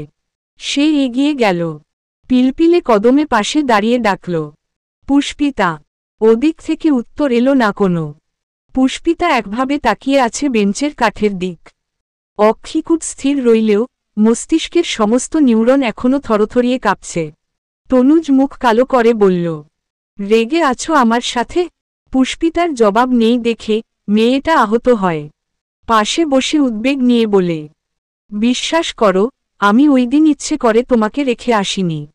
স্যার এমন ভাবে তাকালেন, আবার এগিয়ে আসতে নিলেন, খুব ভয় পেয়ে গেছিলাম। সরি, আর হবে না। পুষ্পিতা ঠায় বসে। তনুজা মন খারাপ করে বলল, কথা বলবে না? এই পুষ্পিতা। গা ধরে ঝাঁকাতেই ধ্যানে মগ্ন পুষ্পিতা নড়ে ওঠে। চমকে তাকায়। তনুজা ভ্রু কপালে তুলে বলল, বাব্বা, এভাবে কি ভাবছিলে? পুষ্পিতা জিভে ঠোঁট ভেজাল। কই, কিছু না তো। কখন এসেছ তুমি? অবাক চোখে চাইল তনুজা। কণ্ঠে অনিশ্চয়তা। তুমি রেগে নেই? পুষ্পিতা ওর থেকেও অবাক হয়ে শুধাল, রাগ? কি নিয়ে? তনুজা বিস্ময় চোখ পিটপিট করল। পুষ্পিতার সঙ্গে সেদিনের পর ওর এরকম দেখা হয়নি। হলেও কথা হয়নি। সে যে মনে মনে ধরেই বসেছিল মেয়েটা ক্ষেপে বোম হয়ে থাকবে। ওকে পেলেই ব্লাস্ট করে জ্বালিয়ে দেবে একদম। মাথা নেড়ে ভাবল, থাক বাবা, রাগের কারণ যেহেতু ওর মনে নেই, মনে করাতেও যাব না। এমন নরম সরম একটা বন্ধু জীবনে দরকার আছে। তক্ষুনি দরজা এসে দাঁড়ালেন গফুর। সবার মধ্যে হাত ছুড়লেন, পুষ্পিতাকে? পুষ্পিতা নিজের নাম শুনে মেরুদণ্ড সোজা করে ফেলল। তটস্থে দাঁড়িয়ে পড়ল বসা থেকে। গফুর বললেন, তোমাকে নতুন স্যার ডাকছেন, এক্ষুনি এসো। ও মাথা কাত করে। তনুজা হা করে বলল, নতুন স্যার মানে তো আমার তীব্র রেজা। উনি তোমাকে কেন ডাকছেন তা তো জানি না। গফুর তাগাদা দেন, কই মেয়ে, এসো। পুষ্পিতা হাঁটা ধরতেই সাথে উঠে এলো তনুজা। ওকে দেখে গফুর বললেন, তুমি কোথায় যাচ্ছ? তোমাকে তো ডাকেনি। জানি, আমার স্যারের সঙ্গে দরকার আছে। আপনি আপনার মতো চলুন। গফুরের আদলে বিরক্তি দেখা যায়। সেই কলেজ থেকে মেয়েটাকে চেনে। ভারী বেয়াদব। কোনো সম্মান দেয় না। মিথিলা বহু কষ্টে রান্না করেছে। ঘেমে নিয়ে অবস্থা খারাপ। দুটো আলু সেদ্ধ করে চটকে ভর্তা বানিয়েছে। আর রাইস কুকারে ভাত। ব্যাস, এতেই সে ক্লান্তিতে হেলে পড়ছে এখন। হাত পা ছড়িয়ে বিছানার শোয়ার জন্য ছটফট করছে শরীরটা। খাবার বেড়ে এনে ডাইনিং টেবিলে রাখল ও। এমন রেখেই চলে যাবে? পলাশ ভেতরের ঘরে শুয়ে শুয়ে ফোন টিপছে। ডাকার কি আছে? খিদে পেলে নিয়ে খাবেই। মিথিলার লাগেজটা তখনও বসার ঘরে। সে জামাকাপড় নিয়ে ওয়াশরুমে ঢুকতে যায়। অমনি ডোরবেল বাজল। ভেতর থেকে পলাশ চেঁচিয়ে বলল, দেখো তোকে। নাক ফোলাল মিথিলা। তাকে হুকুম করছে, তুই এসে দেখতে পারিস না? কিন্তু দাঁত চেপে হজম করল বিষয়টা। ধূপধাপ পায়ে গিয়ে ছিটকিনি টানল দরজার। সঙ্গে সঙ্গে জেনি হেসে বলল, হেই মেটিলা। মিথিলার শরীর উষ্ণতায় টকবক করে ওঠে। খিটমিট করে বলে, শাকচুন্নি, ডাইনি, আর একবার আমাকে উল্টোপাল্টা নামে ডাকলে মেরে মুখ ভেঙে দেব তোর। জেনি ভ্রু কোচকাল। মিথিলার বাংলা ভাষা সে বোঝেনি। তবে চোখমুখের অবস্থা দেখে বলল, এনিথিং রং মেটিলা? মিথিলা গালি দিতে গিয়েও থেমে গেল। ভাবল, এত কথার কি আছে, মুখের ওপর ধরাম করে দরজাটা লাগিয়ে দিলেই হবে। বিধি বাম। এর আগেই পলাশ চলে এলো ওখানে। জেনিকে দেখতেই খুশিতে বাকবাকুম করে বলল, হেই জেনি, কাম কাম। জেনি চপল পায়ে ঘরে ঢোকে। মিথিলা ব্যর্থতায় কটমট করে দেখে গেল। দরজা খোলা দেখে পলাশ বলল, কি হলো, আটকাও? মিথিলা জোরপূর্বক হাসল। না, কেন? জেনি তো এক্ষুনি চলে যাবে, তাই না? তাই না, সে জেনির দিক চেয়ে বলে। মেয়েটা কিছু বলল না। হাতের চকচকে বাটিটার ঢাকনা উঁচু করে নিজের ভাষায় বলল, ফালাস, তোমার জন্য চিকেন কারি এনেছি। পছন্দ করো না অনেক? পলাশ উচ্ছ্বাসে ফেটে পড়ল যেন। Wow, chicken curry? এসব বাঙালি রান্না কবে শিখেছ জেনি? দারুণ কালার হয়েছে তো। জেনি গদগদ হয়ে জানাল, ইউটিউব দেখে শিখেছি। জিভে জল চলে এসেছে জেনি। দাও, এক্ষুনি টেস্ট করব। পলাশ স্বতঃস্ফূর্ত ভঙ্গিতে প্লেট নিয়ে বসল। তরকারিতে হাত দিতে গেলেই মিথিলা ছুটে এসে বলে, পলাশ, তুমি কি এখন এটা খাবে? এই জেনির আনা খাবার? পলাশ ভরকে গেছে ওর আশার নমুনায়। পরপর সাবলীল হয়ে বলল, হ্যাঁ, কেন? মিথিলা তেলেবেগুনে জ্বলে উঠল। কেন মানে? আমি এত কষ্ট করে রান্নাবান্না করলাম, আর তুমি কি না এই ধলা চামড়া মেয়ের রান্না খাবে? এটা কি ফাজলামো হচ্ছে পলাশ? আরে আজব, খেলে সমস্যা কি? তোমার ইচ্ছে হলে তুমিও খাও। পলাশে তরকারিতে চামচ দিতে গেলেই মিথিলা চেঁচিয়ে উঠল, না, একদম না। আমি তো খাবই না, আর তুমিও খাবে না। এতটা পথ জার্নি করে এসেও তোমার জন্য আমার রান্না করতে হয়েছে। কত কষ্ট হয়েছে আমার তুমি জানো? যদি এই জেনির রান্নাই খাবে তাহলে আমাকে বলেছ কেন? কেন বলেছ? পলাশ মহাবিরক্ত হয়ে বলল, বারবার তোমার রান্না বলছো। কি রান্না করেছ শুনি? আলু ভর্তা আর ভাত? 2 ঘন্টা বসে এসব বানিয়েছ? আর তা নিয়ে আবার এত গলার জোর? মিথিলা স্পষ্ট বলল, আমি যা পেরেছি তাই বানিয়েছি। আর তুমি এটাই খাবে। জীবনে মা বাবা আমায় রান্নাঘরে ঢুকতে দেয়নি, আর তুমি আমাকে এনেই কাজ করিয়েছ। তাও তোমার ভাগ্য ভালো যে আমি রান্নাটা করলাম। অন্য কেউ হলে জীবনেও করত না। পলাশ পাল্টা তেতে বলল, অন্য কেউ হলে খিদে পেটে আলু ভর্তা দেখে এত শান্তও থাকত না। অকর্মার ঢেকি বলে তোমার ঘাড় ধরে বাইরে রেখে আসত। পলাশ, একদম চেঁচাবে না। ঝগড়ুটে মেয়ে কোথাকারে? আমি ঝগড়ুটে? অবশ্যই। জেনি বিহ্বল। গোল গোল চোখে একবার পলাশকে দেখছে, একবার মিথিলাকে। বাংলা ভাষার এই ঝগড়ার আদ্যপ্রান্ত কিছুই বুঝতে পারছে না। তবে পলাশ উঠে দাঁড়িয়ে গেছে, মিথিলার চোখমুখ ফুঁসছে। পরিস্থিতি নিশ্চিত অস্বাভাবিক দেখে বলল, ফালাস, calm down. What's wrong here? Mithila চেতে বলল, এই শাকচুন্নি, আবার আমার স্বামীর নাম ভেঙাচ্ছিস? তোকে আমি। হুঙ্কার ছুড়ল Palash. Mithila, behave yourself. ও আমার বন্ধু। ছেলে মেয়েতে আবার কিসের বন্ধু? হ্যাঁ? পলাশ ভ্রু বাকাল। কেন, মেয়ে বন্ধু থাকা খারাপ? অন্তত তোমার মতো ছেলেদের টাকা পয়সা হাতাতে প্রেম করার চাইতে ভালো। মিথিলা স্তব্ধ হয়ে বলল, তুমি আমাকে খোটা দিচ্ছ? সে সাফ সাফ বলল, হ্যাঁ, দিচ্ছি। আর তুমি এরকম উগ্র আচরণ করলে সারা জীবন দেব। চুপচাপ ভদ্র মেয়ের মতো সংসার করো। আর না হলে কিন্তু আমার অন্য একটা রূপ দেখাতে বাধ্য হব তোমাকে। তার রক্তচক্ষু দেখে মিয়ে যায় মিথিলা। এখন যাও এখান থেকে। ও তাও দাঁড়িয়ে দেখে, চোখ পাকাল পলাশ। কি হলো, যাও। মিথিলার কান্না পায়। ক্রন্দন স্রোতে নাক ফেপে ওঠে। রাগ গিলে, তেজি পায়, রুমে ঢুকে সশব্দে দরজা লাগায়। আওয়াজে জেনির মেদহীন গাত্র কেঁপে উঠল। হতভম্ব আওড়াল। কি হলো এতক্ষণ? ও এত রেগে গেল কেন?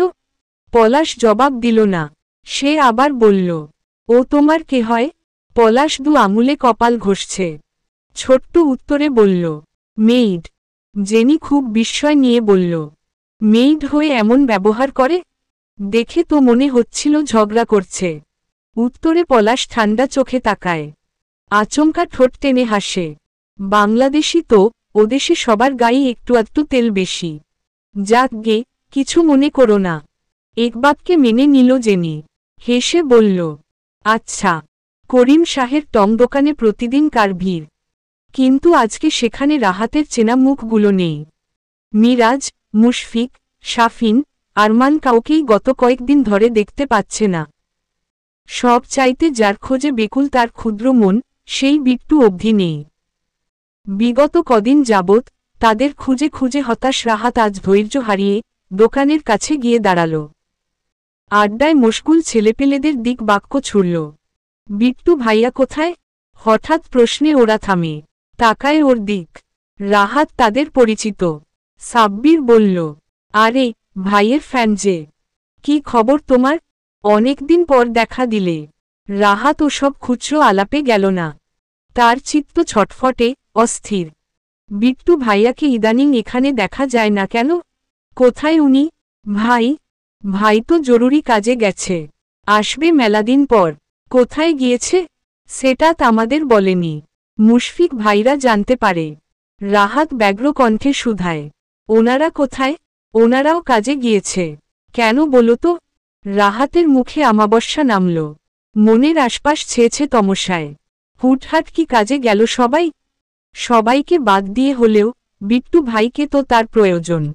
ও যে ছোটপুকে পাওয়ার আশায় আছে, সে আশা ফলবে না। পুষ্পিতা আর তনুজা গফুরের পিছু পিছু এসে তীরর অফিস কক্ষের সামনে দাঁড়াল।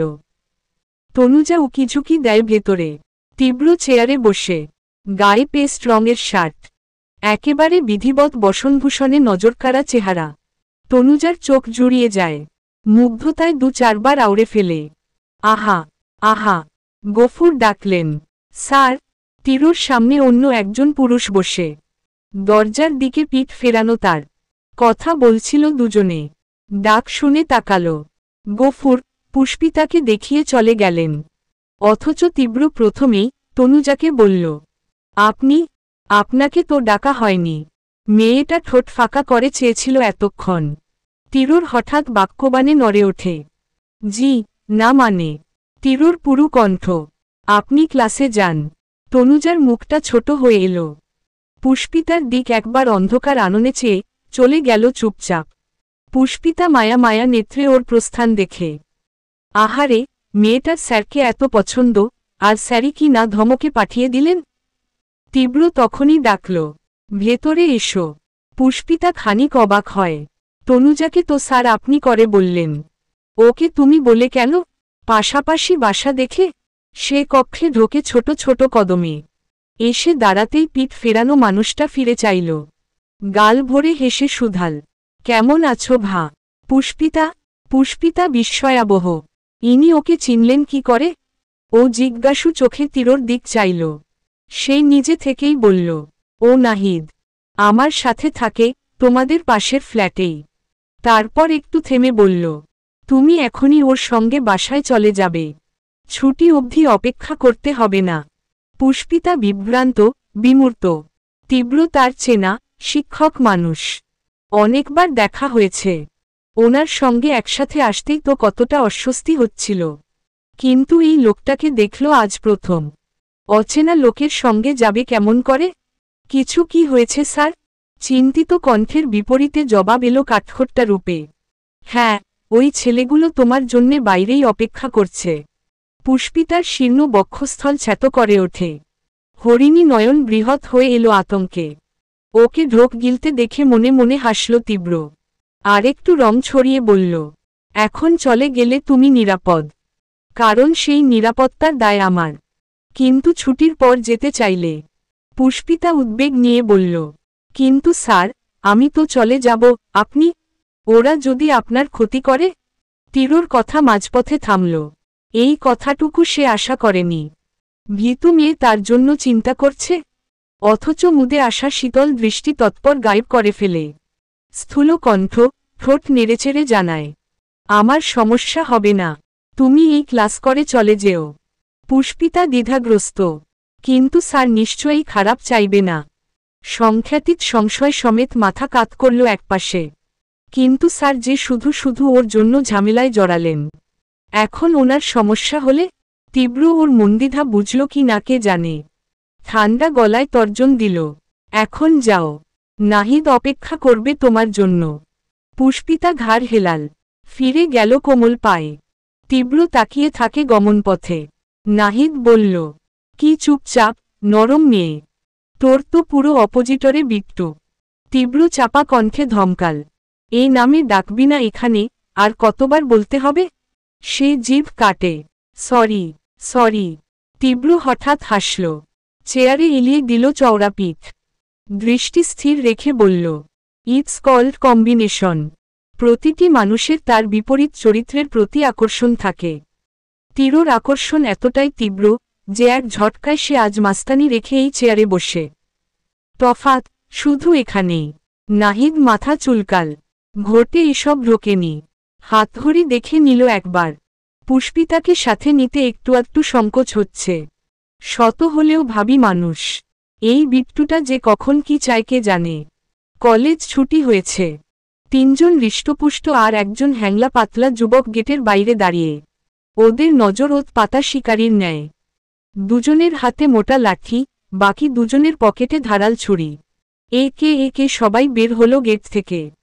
শুধু যার অপেক্ষায় ওরা বসে, সেই কাঙ্ক্ষিতের দেখা নেই। ঠায় প্রতীক্ষা শেষে ওরা ধৈর্য হারাল। একজন বিদ্বিষ টাওরাল, শালায় ভাগছে, ডরাইছে আম্বরে। অন্যজন বলল, ভাইগা কুল পাইব না, আমাগো গায়ে হাত, তাও আবার মাইয়া মানুষ দিয়া। ওই মাইয়ার খবর তো আছেই, সাথে ওরে যে কি করমু। অহন কি করবি? কাইল ধরি, আইব তো এইহানেই। কিন্তু ওই বাইর হইল কই দিয়া? খাড়াইলাম প্রায় আধ ঘণ্টা হইব, দেখি তো নাই। হইতে পারে মাইয়া লইয়া পিছনের দেয়াল টপকাইছে। শালা ভীতু মার্কা পোলাপান আমাগো মতো মাস্তান গো লগে পাঙ্গা নেয়। চারজন হুহা করে লুটোপুটি খেল হাসিতে। তক্ষুনি পেছনে থেকে কেউ একজন বলল, আমাকে খুঁজছিস? নিম্নভার কণ্ঠে ওদের হাসি থামে, ফিরে চায়। মাস্ক, ক্যাপ পরুয়া এক কান্তিমান যুবক, হাতে লম্বা হকিস্টিকটা নিয়ে এক পা আড়াআড়ি ভাঁজ করে দাঁড়িয়ে। ওরা মুখ চাওয়াচাওয়ি করল। দৃষ্টিতে প্রশ্ন। পুষ্পিতার প্রথম চর খাওয়া ছেলেটি সুধাল। তুই কে? যুবকটি বা হাতে ঘাড় ডলে। খুব ধীর অথচ হিমের ন্যায় কণ্ঠে বলল, তোরা মাস্তান হলে, আমি মাস্তানের বাপ। নিচের নোট পড়ার অনুরোধ রইল। সে আমার সন্ধ্যা প্রদীপ। কলমে, নুসরাত সুলতানা সেজুতি। ১৯। লাল রঙের ইটের ক্ষুদ্র ক্ষুদ্র টুকরো বিছানো চওড়া একটা রাস্তা, পাশ ঘেঁষে তার সূর্যমুখী ফুলের ছোটখাটো ক্ষেত। উষ্ণ মধ্যাহ্নে, পথের গায়ে যানবাহন সংকট। সবটা জনমানবহীন। একটু আগে এই নিরিবিলি জায়গাতে ওঠা প্রবল দাঙ্গার ঝড়, শেষ হয়েছে কেবল। রাস্তার এক পাশে পরিচিত সেই করকরে লাল জিপ সূক্ষ্ম অযত্নে দাঁড়িয়ে। ফ্রন্টের সঙ্গে প্রশস্ত শরীরটা হেলে রয়েছে তীব্র। লম্বা চওড়া, কান্তিমান যুবকটির শুভ্র ললাটের এক পাশ, গাঢ়ভাবে কেটেছে। চোখের কোণায় তাজা রক্তের দাগ। ফোঁটা ফোঁটা গড়িয়ে পড়ছে কপলে। অথচ নিরুৎসাহিত, উদ্বেগহীন সে। হলদে রুমালে রক্ত মুছতে মুছতে, ঠান্ডা চোখে পায়ের দিকে চাইল একবার। চারজন যুবক বালু ঢালা রাস্তায় গড়াগড়ি খাচ্ছে। কারো পা নড়ছে না, কারো মাথা ফেটেছে। কেউ বা গভীরভাবে আহত। সব তার গায়ের জোর প্রয়োগের ফলাফল। তীব্র হাতের মধ্যাঙ্গুল ঝাড়ল।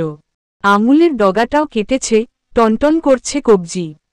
যুবকদের একজন বাকিদের তুলনায় আঘাত পেয়েছে কম। তবে আতঙ্কিত নজর তীরর ওপর বন্দী।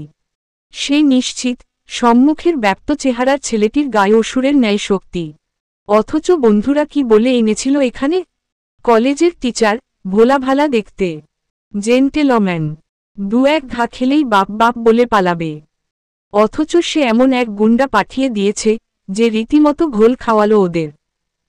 ভালো ভালো কথা বলে কলেজের সামনে থেকে এখানে আনল, এই ধানের জমির পাশের ভেতরের রাস্তায়।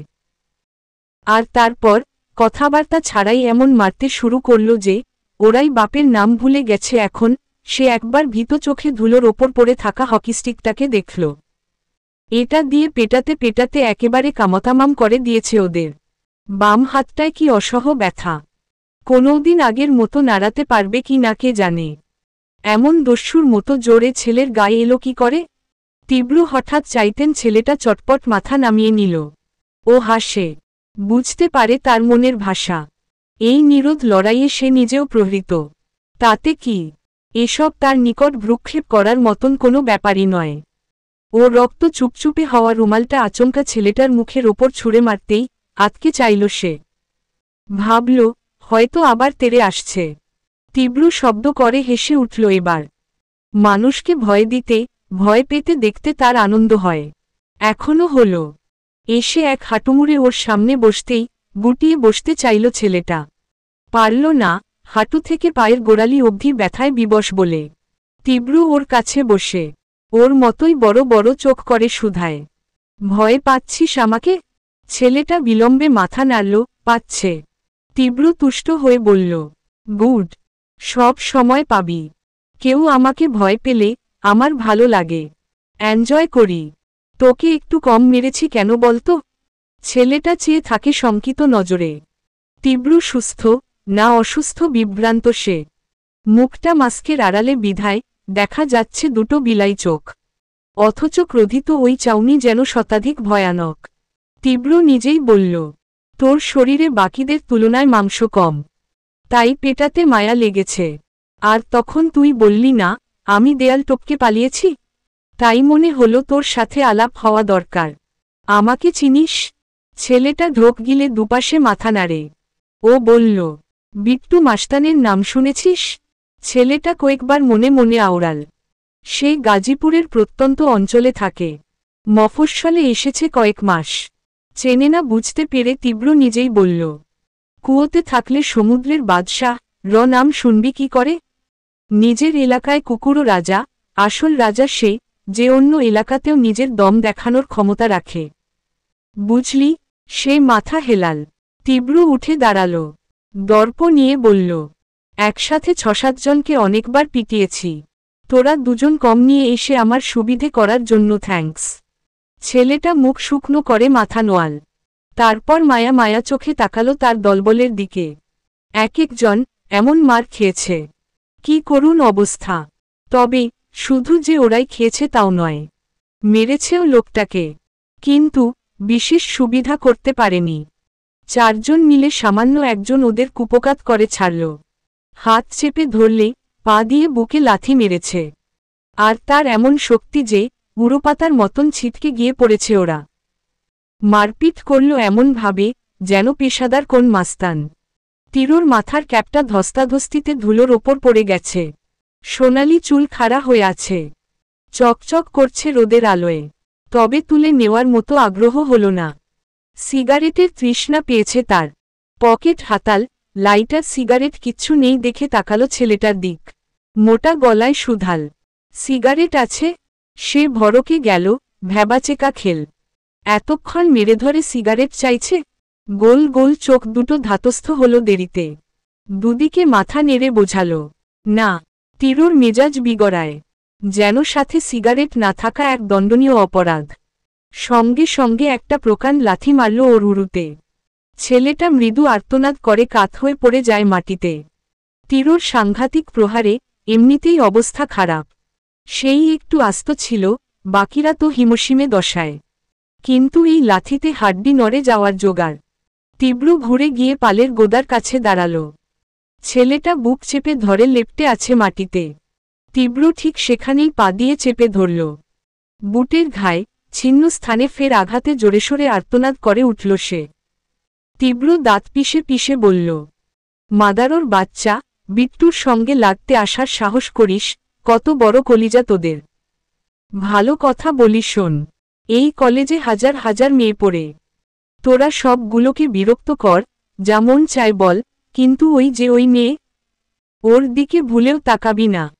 না হলে আজ বিট্টুর মাস্তানির ট্রেলার দেখালাম, এরপর পুরো সিনেমা দেখাব। ওকে কিছু বলার জন্য হা করতে গেলেও জিভ খুঁজে পাবি না কিন্তু। মনে থাকবে? ছেলেটা আর্টস ক্লাসে, কাপল থরথরিয়ে। তীব্র ওকে উচ্ছিষ্টের ন্যায় পায়ে মারিয়ে ছাড়ে। পাশ থেকে হকিস্টিক তুলে নেয় হাতে। অমনি ৪ জন ব্যথা ভুলে তটস্থ, সতর্ক হয়ে গেল। আবার মারবে কি? তীব্র ওদের চারপাশে কুণ্ডলীর মতো ঘোরে, স্টিক নাড়তে নাড়তে ঘোষণার মতো বলে, এখন থেকে ওকে ভাবি ডাকবি। কি ডাকবি? ৩ জন থতমত গলায় বলল, ভাবি। একজনের উত্তরে দেরি হতেই তীব্র গোড়ালির ওপর স্টিক দিয়ে বাড়ি মারে। সে তৎপর ছিটকে ওঠে যন্ত্রণায়, ঘন ঘন আওড়ায়। ভাবি, ভাবি। তীব্র মাথা ঝাঁকিয়ে বলল, গুড, যেখানে দেখবি সালাম দিবি। ওকে। জবাব এলো ত্রস্ত, জি জি। তীব্র সন্তুষ্ট। আশেপাশটা দেখল একবার সুচালো নেত্রে। দোকানপাট সব বন্ধ, কেউ নেই। স্টিক নিয়েই তরবরে কদমে গিয়ে উঠে বসল জিপে। অনেকটা দূর এসে হুইল ঘোরাতে ঘোরাতে মাস্ক খুলল। খাদবিহীন কণ্ঠে গান ধরল, কোন রাখালের ওই ঘর ছাড়া বাসিতে, সবুজের ওই দোল দোল হাসিতে, মন আমার মিশে গেলে বেশ হয়। যদি পৃথিবীটা স্বপ্নের দেশ হয়, তবে কেমন হতো তুমি বলো তো। পরপর ফুরফুরে মনে ঠোঁট কামড়ে হাসল সে। সকালে পুষ্পিতার সঙ্গে শোনা গান পুরো অধর কোনায় চলে এসেছে। কি বশীকরণ জানে এই মেয়ে। তীব্র চোখ বুজল প্রিয় মুখখানা অনুভব করতে। বিধিবাম কাকতালীয় ভাবে স্পটে ভেসে উঠল ভিন্ন কোনো দৃশ্য। সেই সাফিনের এক মেয়ের গা থেকে ওড়না টেনে নেওয়া। মেয়েটি ছলছল নয়নে অসহায় চেহারায় ফিরে তাকাতেই চমকে গেল তীব্র। ধক করে উঠল তার রূঢ় বক্ষস্থল। পুষ্পিতা। তীব্র চট করে ব্রেক কষল। উদিত রঙিন দুনিয়াটা মুহূর্তেই কেমন ঘোলাটে হয়ে আসে। দোদুল্যমান ভুবনের ন্যায় মস্তিষ্কের সমস্ত কোষ দুলতে থাকে দিকবিদিক। যেন মনে হচ্ছে সবখানে পুষ্পিতা দাঁড়িয়ে। দিনের পর দিন করিমের দোকানে বসে বন্ধুদের এক একটা উত্তপ্ত করা মেয়েগুলো পুষ্পিতার মতো দেখতে। ওই তো সেদিন মিরাজ যে মেয়ের মুখে বোতলের পানি ছুঁড়ে মারল, সেও যেন পুষ্পিতা। ইস, কি করুণ চাউনি মেয়ের। তীরুর বুক মুচড়ে ওঠে। সব মেয়ের মাঝে পুষ্পিতাকে দেখছে কেন? তক্ষুনি ভেতর থেকে কে যেন চেঁচিয়ে বলল, তীব্র রেজা তালুকদার, এখন বুঝতে পারছ? তোমরা যখন মেয়েদের সঙ্গে এই আচরণ করো, রাস্তাঘাটে যাচ্ছে তাই বাক্য ছুড়ে দাও, কেমন লাগে ওদের? ওরাও কাঁদে আড়ালে, ওরাও গ্রাসে সিটিয়ে থাকে, কিন্তু তোমার ক্ষমতার ভয়ে তারাও সবটা বাধ্য হয়ে সহ্য করে নেয়। ঠিক তোমার ভীতু মেয়ের মতন। এই ছেলেগুলোর মতন তাহলে তোমরাও তো অপরাধী, তাই না? তীব্র চড়া গলায় প্রতিবাদ করল, না, আমি তো কোন মেয়েকে আজ অবধি কিছু বলিনি। তাহলে আমি কেন হব? সত্তাটা হাসতে হাসতে আওড়াল, অন্যায় যে করে আর অন্যায় যে সহ্য করে দুজনেই সমান অপরাধী। তুমি তো সহ্য নয়, সায় দিয়েছ বন্ধুদের, কখনো মানা করনি, তবে তোমার এই অপরাধের সীমা কি আছে? মাথা এলোমেলো হয়ে গেল তীরর। সত্যিই তো, সে সব সময় ওদের সাপোর্ট করেছে, বলেছে তোদের যা ইচ্ছে কর। এই তো একটু আগে এই ছেলেগুলোকেও বলল না, চাইলেই তো ওদের নিষেধ করতে পারত। সহসা সত্তাটা বলল, অতীত না ভেবে বর্তমান ভাবো তীব্র, ভবিষ্যতের পাপ রুদ্ধ করো। ইচ্ছে থাকলে এখনও এসব বন্ধ করতে পারবে না তুমি? তীব্র দ্বিতীয়বার ভেবে সময় ক্ষয় করল না। হুইল ঘুরিয়ে ইউটার্ন নিল। বাড়ির পথে না এগিয়ে রওনা করল শহরের পথে। পুষ্পিতা ওড়নার মাথা খুঁটে খুঁটে আঙুলে পেঁচাচ্ছে। বারবার কুণ্ঠিত চোরা নজর আরভাবে চাইছে নুহার পানে। সে মেয়ে হাঁ করে তাকিয়ে ওর দিক। দুটো পিবর ঠোঁট, দুই মেরুতে। পুষ্পিতা আইধাই করে বলল, আর কতক্ষণ তাকিয়ে থাকবি? নুহার নরণচরণ নেই। অমন বসে শুধু বিস্ময় একাকার হয়ে বলল, তুই সত্যিই দুটো ছেলেকে থাপ্পড় মেরে এসেছিস? পুষ্পিতা ঠোঁট টিপে মাথা নোয়াল। ওপর নিচ ঝাঁকাল একবার। নুহা বুকে হাত দিয়ে হুতাশ করে বলল, আল্লাহ, এ আমি কি শুনলাম? আমার মনে হয় হার্টে স্ট্রোক হয়ে যাবে। পুষ্পিতা বলল, স্ট্রোক তো মাথায় হয়। নুহা সোজা হয়ে বলল, জানি, কিন্তু তোর এই অষ্টমাশ্চর্যের কথা শুনে আমার স্ট্রোক মাথা থেকে নেমে হৃদয়ে এসেছে। যে মেয়ে জীবনে মশা ছাড়া কিছু মারে না, সে দুটো বখাটে ছেলের গালে চর মেরে এলো। মানে এটা কি করে সম্ভব? How how. পুষ্পিতা লজ্জা লজ্জা আননে চুপ করে থাকে। মানস্পটে হানা দিল তীরুর জলজলে ওই চোখ। কি দুর্যোগ্যেও ভাষার আস্থা সেখানে। আমি আছি কথাটাতে কত ভরসা। না হলে ওর সাধ্য কি ছিল কাউকে আঘাত করার? নুহা বলল, তবে যাই বলিস, তোর স্যার কিন্তু একটা স্যালুট পাওয়ার যোগ্য। আমি এতকাল বলে বলেও তোকে দিয়ে কিচ্ছু করাতে পারিনি, আর উনি দুদিনেই নরম মেয়েটাকে গরম বানিয়ে ফেলেছে। না, আজকে আম্মুর কথা মেনে নিলাম। তোর স্যার এখানে আসায় খারাপ হয়নি। পাশে ব্যাচেলর ওঠার রাতটা পড়ে গেল। অন্তত কারো দৌলতে কাদামাটির মতন আমার এই বান্ধবীটা অন্যায়ের বিরুদ্ধে একটু হলেও মাথা উঁচাতে শিখেছে। পুষ্পিতা মুচকি হাসল। পরপরই চিন্তিত কণ্ঠে বলল, কিন্তু স্যার তো আমাকে পাঠিয়ে দিলেন, ওনার বিপদ হলে।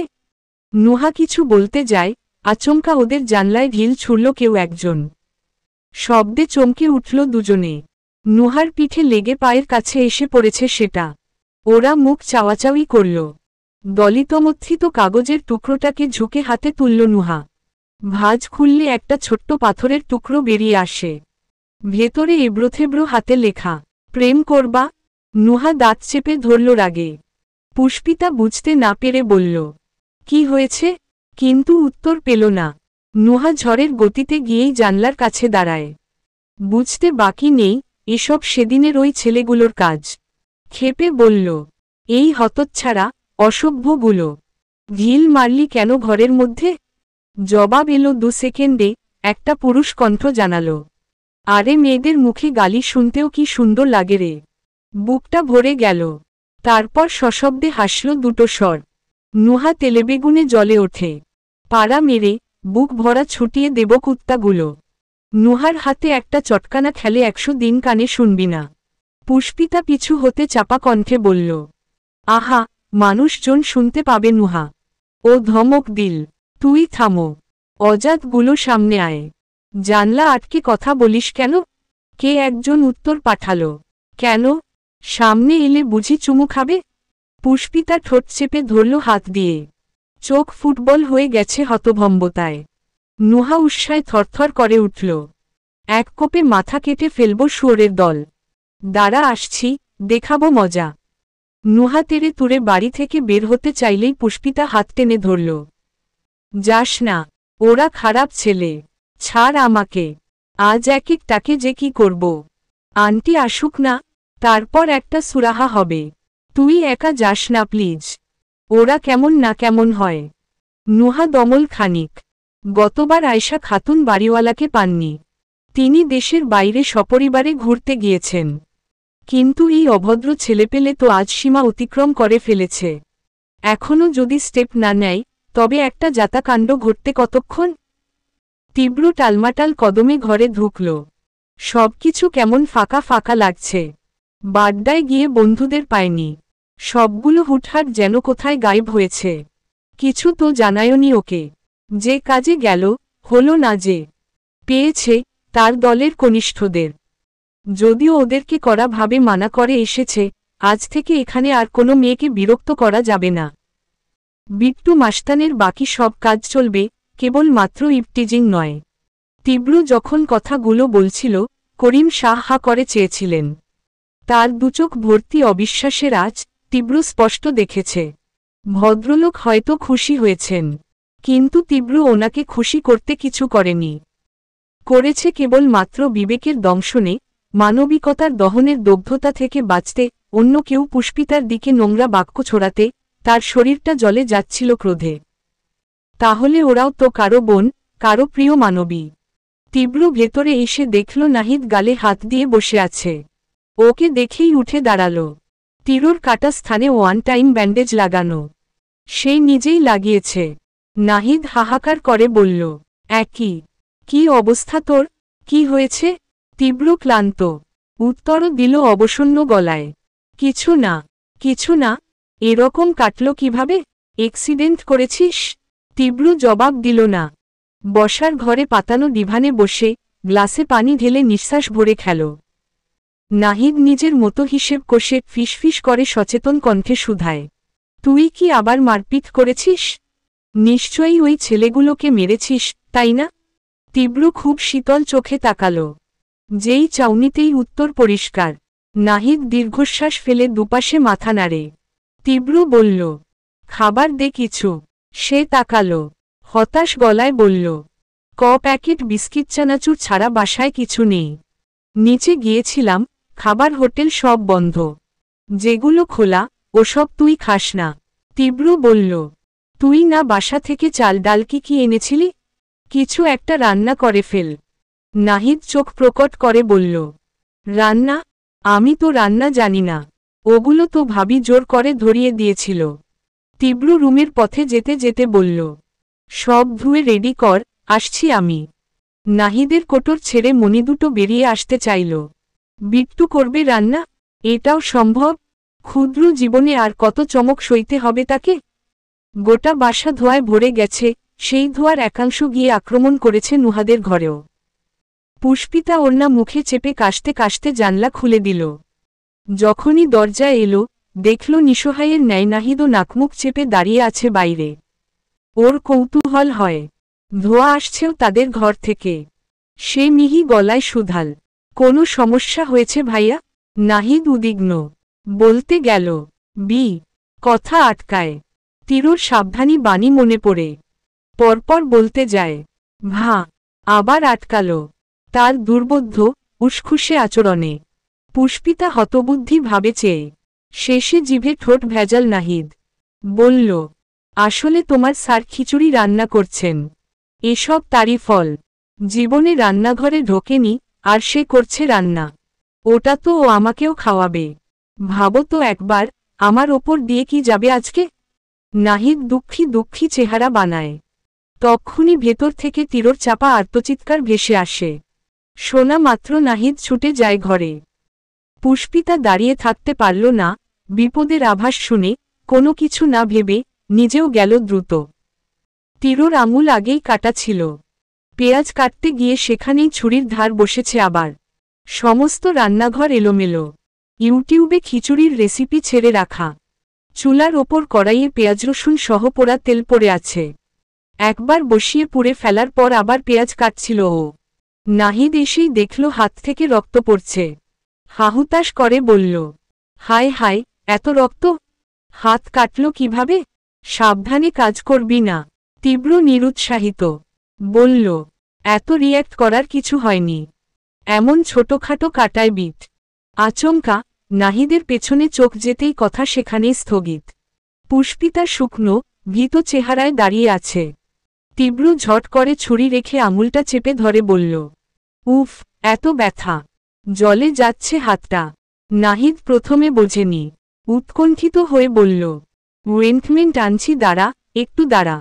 সে দৌড়ে গেল আনতে। তীব্র বারবার হাত ঝাড়ছে। তামাটে ওষ্ঠ একটার সঙ্গে আরেকটা চেপে, যেন যন্ত্রণা সওয়ার চেষ্টায়। নাহিদ যেতেই পুষ্পিতা শোষব্যস্ত ওর কাছে এলো। চামড়া ছেঁড়া গোলগোলে রক্ত দেখেই উদ্বিগ্ন হয়ে বলল, ইয়া আল্লাহ, এতখানি কেটেছে? তীব্র কাতরানোর ভান করে বলল, হ্যাঁ, ভীষণ জ্বালা করছে। উফ! পুষ্পিতা রক্ত থামাতে ওড়না দিয়ে চেপে ধরল জায়গায়। তীরর মনে হল হাজার টুকরো বরফ খণ্ড ছেড়ে দিয়েছে তার বক্ষপটে। আপনি আসুন স্যার, এদিকে এসে বসুন। তীব্র ফতাফত নরম স্বরে অনুনয় করল, আমাকে একটু ধরে নিয়ে যাবে? মাথাটাও ঘুরছে, এরকম কখনো কাটেনি তো। আমি একদম কাটাছেঁড়া দেখতে পারি না। রক্তও সহ্য হয় না। হিমোফোবিয়া আছে। ও দয়াময় একশেষ হয়ে বলল, জি জি নিশ্চয়ই। ভেতরের সুপ্ত ইতস্ততা ঢেকে তীরর হাত ধরল পুষ্পিতা। নাহিদ এসে দাঁড়িয়েছে কেবল। তীরর কথায় হাত থেকে স্যাভলনের ক্রিমটা মেঝেতে পড়ে যেতে নিল। পুষ্পিতা তীরকে ধরে ধরে রান্নাঘর থেকে বসার ঘরে নিয়ে যায়। সে ঠায় দাঁড়িয়ে থেকে আওড়ায়, বিট্টুর রক্ত সহ্য হয় না, হিমোফোবিয়া আছে। তারপর বিরস ভঙ্গিতে ওদের পিছু পিছু এলো। ব্যথিত শ্বাস ফেলল গোপনে। এই বিট্টুটা প্রেমে পড়ে আর কত মিথ্যে বলবে? শুনতে শুনতে তার কানটা না ঝাঝরা হয়ে যায়। পুষ্পিতা তীরকে চেয়ারে বসিয়েছে। নাহিদকে শুধাল, মলম এনেছেন? ও নড়ে উঠল ধ্যান থেকে। হ্যাঁ, লাগিয়ে দিচ্ছি। তীব্র অমনি চোখ পাকাল। পুষ্পিতার নজর এড়ানো, ইশারায় বোঝালো ওর কাছে দিতে। কিন্তু সে গর্দব কিছুতেই বুঝছে না। তীব্র আমতা আমতা করে বলল, না, তুই কি করে লাগাবি? তোরও তো কাটাছেঁড়া দেখতে ভয় লাগে, তাই না? বলতে বলতে বারবার ওকে ইশারা করছে তীব্র। নাহিদ মাথা চুলকায়। ভারী মুসিবতে পড়ল তো। বলল, কই, আমার তো। তীব্র পথিমধ্যেই কটমট করে বলল, হ্যাঁ তোরই তো। তুইই তো ভয় পাস। কি পাস না? পুষ্পিতা কথাটা শুনে নিজে থেকেই বলল, ও, তাহলে আপনি আমার কাছে দিন। নাহিদের হাত থেকে লেপন নিয়ে পাশে বসতেই বিজয়ী হাসল তীব্র। ঝটপট নিজে থেকেই বাড়িয়ে দিল হাতটা। পুষ্পিতা এক হাত রাখল ওর আহত হাতের নিচে। যখন প্রযত্নে আগলে সযত্নে আঙুলের মাথাতে উপলেপ লাগায় সে, তীব্র চেয়ে থাকে। খুব নিভৃতে নিষ্পলকে দেখতে থাকে তার ভীতু মেয়ের সুশ্রী আদল। কি নয়নাভিরাম, হৃদয় জুড়িয়ে দেওয়া মুখ, কি মায়া! এই মুখের দিক চেয়ে থেকেই তো সারাজীবন কাটিয়ে দেয়া যাবে। এতক্ষণে সবটা পরিষ্কার বুঝেছে নাহিদ। হতচেতনায় রীতিমতো মাথা ঘুরছে তার। মনে মনে বলল, বিট্টুরে, এবার দেশসেবা নাট্যবাজের অ্যাওয়ার্ডটা তুইই পাবি।